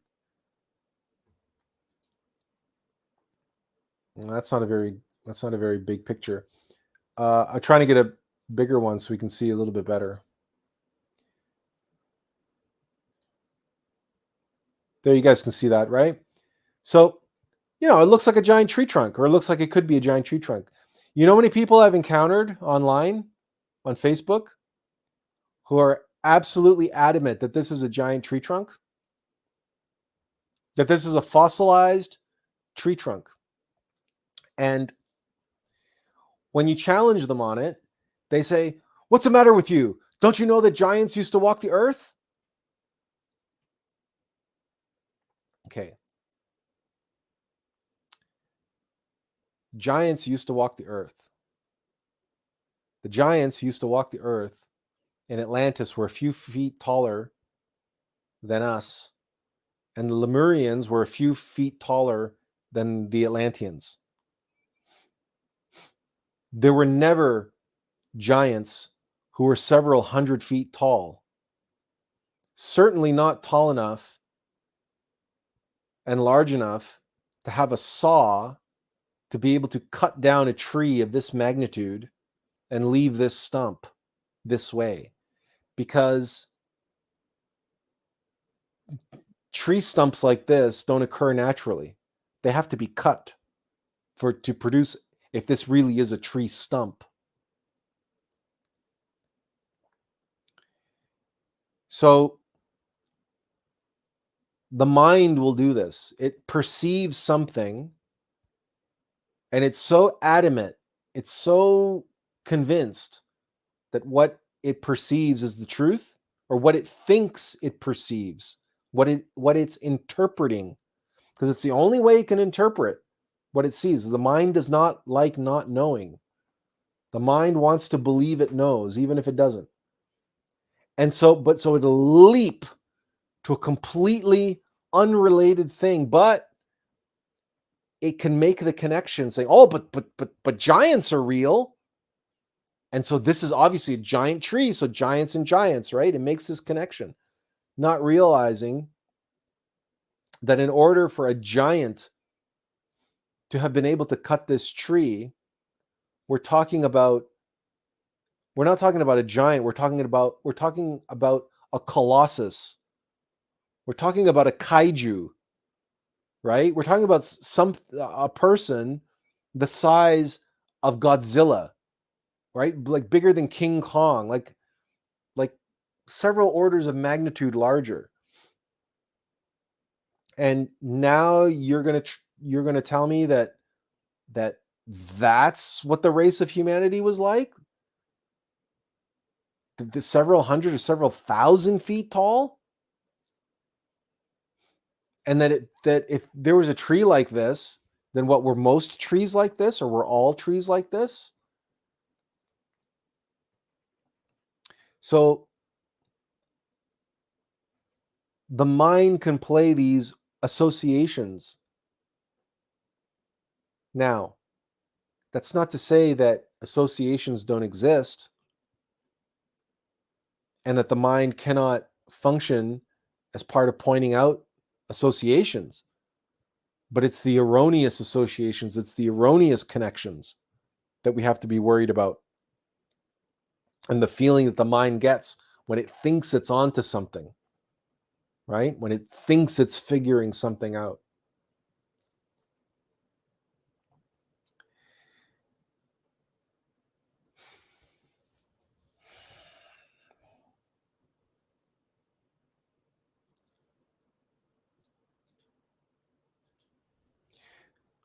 We could go on and on, frankly.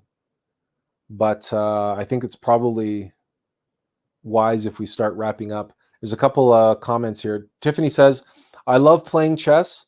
I asked Ken Wheeler if he would throw a game down with me. He laughed and declined. He felt it a useless game. What? Who's Ken Wheeler? Should I know Ken Wheeler? And he thought chess was a useless game? Huh, interesting. I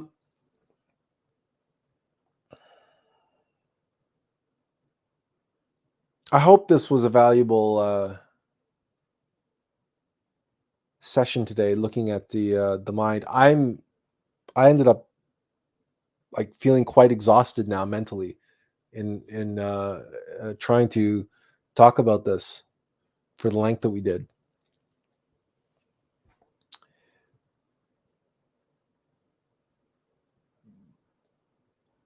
In Buddhism, especially, they make a point of the mind being the adversary. And for all intents and purposes, we can think of it that way, recognizing that it's a valuable tool in the right hands, in the hands of your innermost. So while, yes, the ultimate self is no self, and while no mind is better than the crazy thinking mind, there is something to be said for mastering the mind. And to master the mind, you must understand it. You must know it. You must come to know its ways and comprehend it. And that's not easy to do, but the Buddhist solution is to not identify and not get attached to anything that the mind presents to you, or that is presented to you through the mind, via the mind, even if it's coming from your innermost.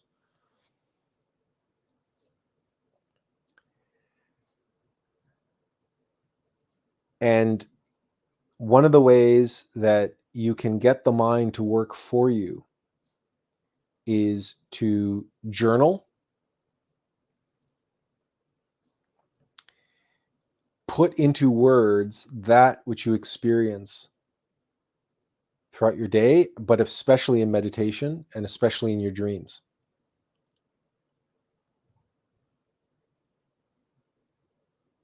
In the beginning was the Word, and the Word was with God, and the Word was God. The creative verb, writing poetry, writing musical lyrics, writing love letters or prayers. You're using your mind. And if you describe the indescribable and you work with describing the indescribable and allowing symbols and allegories and analogies to come to you and express that in language, you would become, your mind will more easily fall into line with your knowledge and your insights and your inspiration. This also goes for other disciplines, but really language is the key, because we think in language. Even if you're a very visual person, then draw, do diagrams, do whatever. So you see, if you're proactive and focused and concentrated with your mind, using your mind, but the key here is using your mind to reflect and explore conscious reality. So an example might be Leonardo da Vinci, who sketched, right, hundreds and hundreds of cadavers when he was doing his work on human anatomy. And then he had his engineering diagrams and sketches and schematics. Now, this was him employing his mind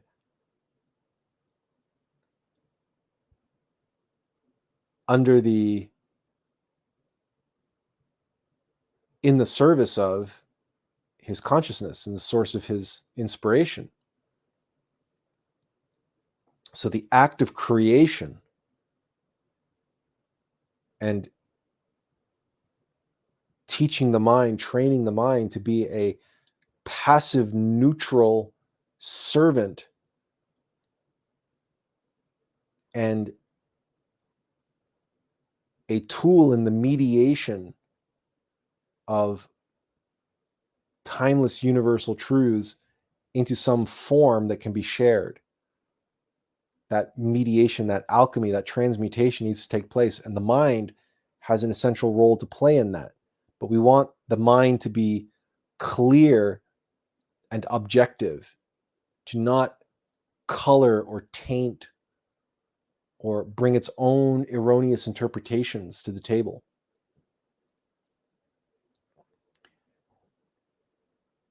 That's why being creative in that way, the mind has to align certain ways in order for that act of creation to be successful. And that takes practice. So journaling your experiences, your thoughts and your emotions around those experiences, but then also any sort of creative pursuits, blogging, as I said, if you're visual, designing, drawing, and if you're a musician, surely the mind plays a role in that, in composing music and so on.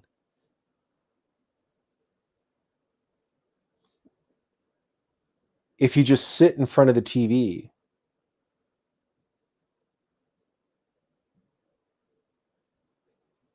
and you just let, all that content, that trash into your mind, and you're doing that mindlessly, unconsciously, you're just feeding the AI beast. And the same can be said if you're just reading books. Neither reading books nor watching TV nor consuming content on the internet, playing video games, these are not creative. And you're training your mind. Oh yeah, and endless hours of social media, right? You're training your mind to be just more and more and more of a mess. And if there's a reason why people suffer so much these days from the busy mind and the creative mind and all these ADHD and all these other problems, mental health issues, is because there's not enough creativity. It used to be that no matter who you were, no matter what class you were, the classical education used to bring arts and crafts and music of and creativity of all kinds to all manner of people. And the ability to do something, to create something, even if it's,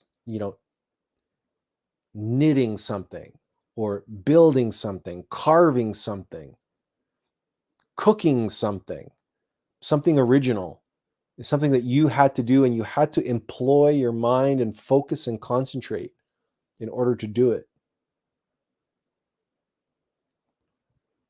It's your mind had to serve you. Your consciousness and your presence and your creative self. And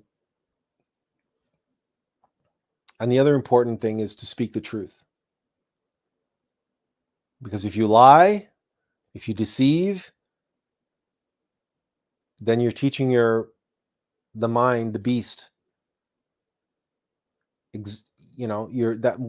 number one, you're acting from there.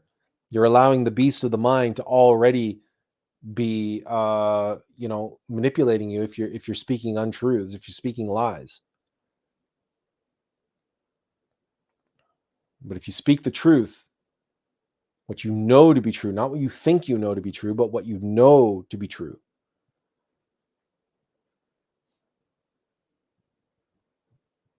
you can train your mind to be in alignment with your higher self. Meditation is important, but also mindfulness, right? Presence, consciousness. But that creative aspect, and in language in particular, it doesn't have to be great. You don't have to be a poet. Nobody's expecting you to be Shakespeare. That's not the point. It's the act of putting into words, because that's the machine language of the mind is language. It's the language of the universe. And so the act of you working with that consciously and creatively helps to tame and get you into a position of control over your mind, as opposed to vice versa.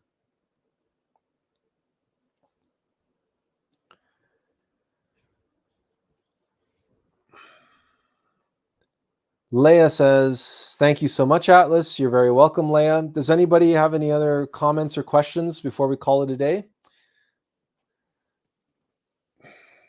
I want to thank everybody for joining us today, as always. Forgive me for the very ugly background, but it was apropos and topical. If that's what your mind looks like or feels like, then there you go. And people will argue, yeah, but that's really ordered. Look how organized that is. Everything is in a certain place and everything's working a certain way.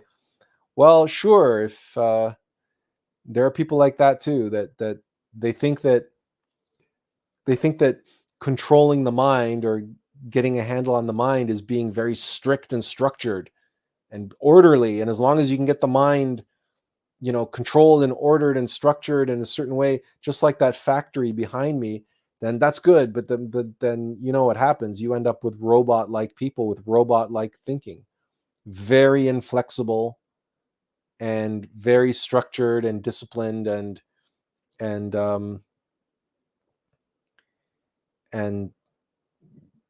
that's not what it means to master the mind, right? Master the mind is to make the mind our servant, to align the mind and make it ready at all times to receive inspiration, intuition, insight, imagination, and to put it into words or actions or images or music or whatever the case may be. And that's why humility is so important, because while we are identified with and attached to our mind, and we relate to it as though our mind is who we are, well, that's because we're living in ego consciousness. Through humility, we can develop that servant attitude, that serving attitude, right? So bringing ourselves and our mind into that place of receptivity. What comes to mind is Buddha, who said, be an empty cup. Your host, the Lord of the house, cannot fill your cup if it's already full. And that's where the whole emptying your mind and meditation, and that's where that all comes from. But it's as much related to being full of yourself and full of ego and full of pride as it does anything else. So empty your cup. Be not full of yourself, right? Be insignificant. Empty your cup. And then you can receive. And put your mind in the service of what you receive. And that's what that whole exercise of creativity is about. Bring your gifts into the world. Make your mind a part of that process.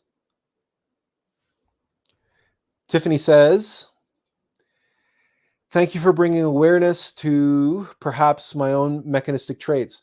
They should serve only that which this body is driven to do, to serve. And you are a good reminder of that. Thank you, brother. Well, you're welcome, Tiffany. And thank you for being here. Does anyone have any more comments or anything else to share, or any questions or anything else? I'm making no promises as to when that final version of that video is going to be ready.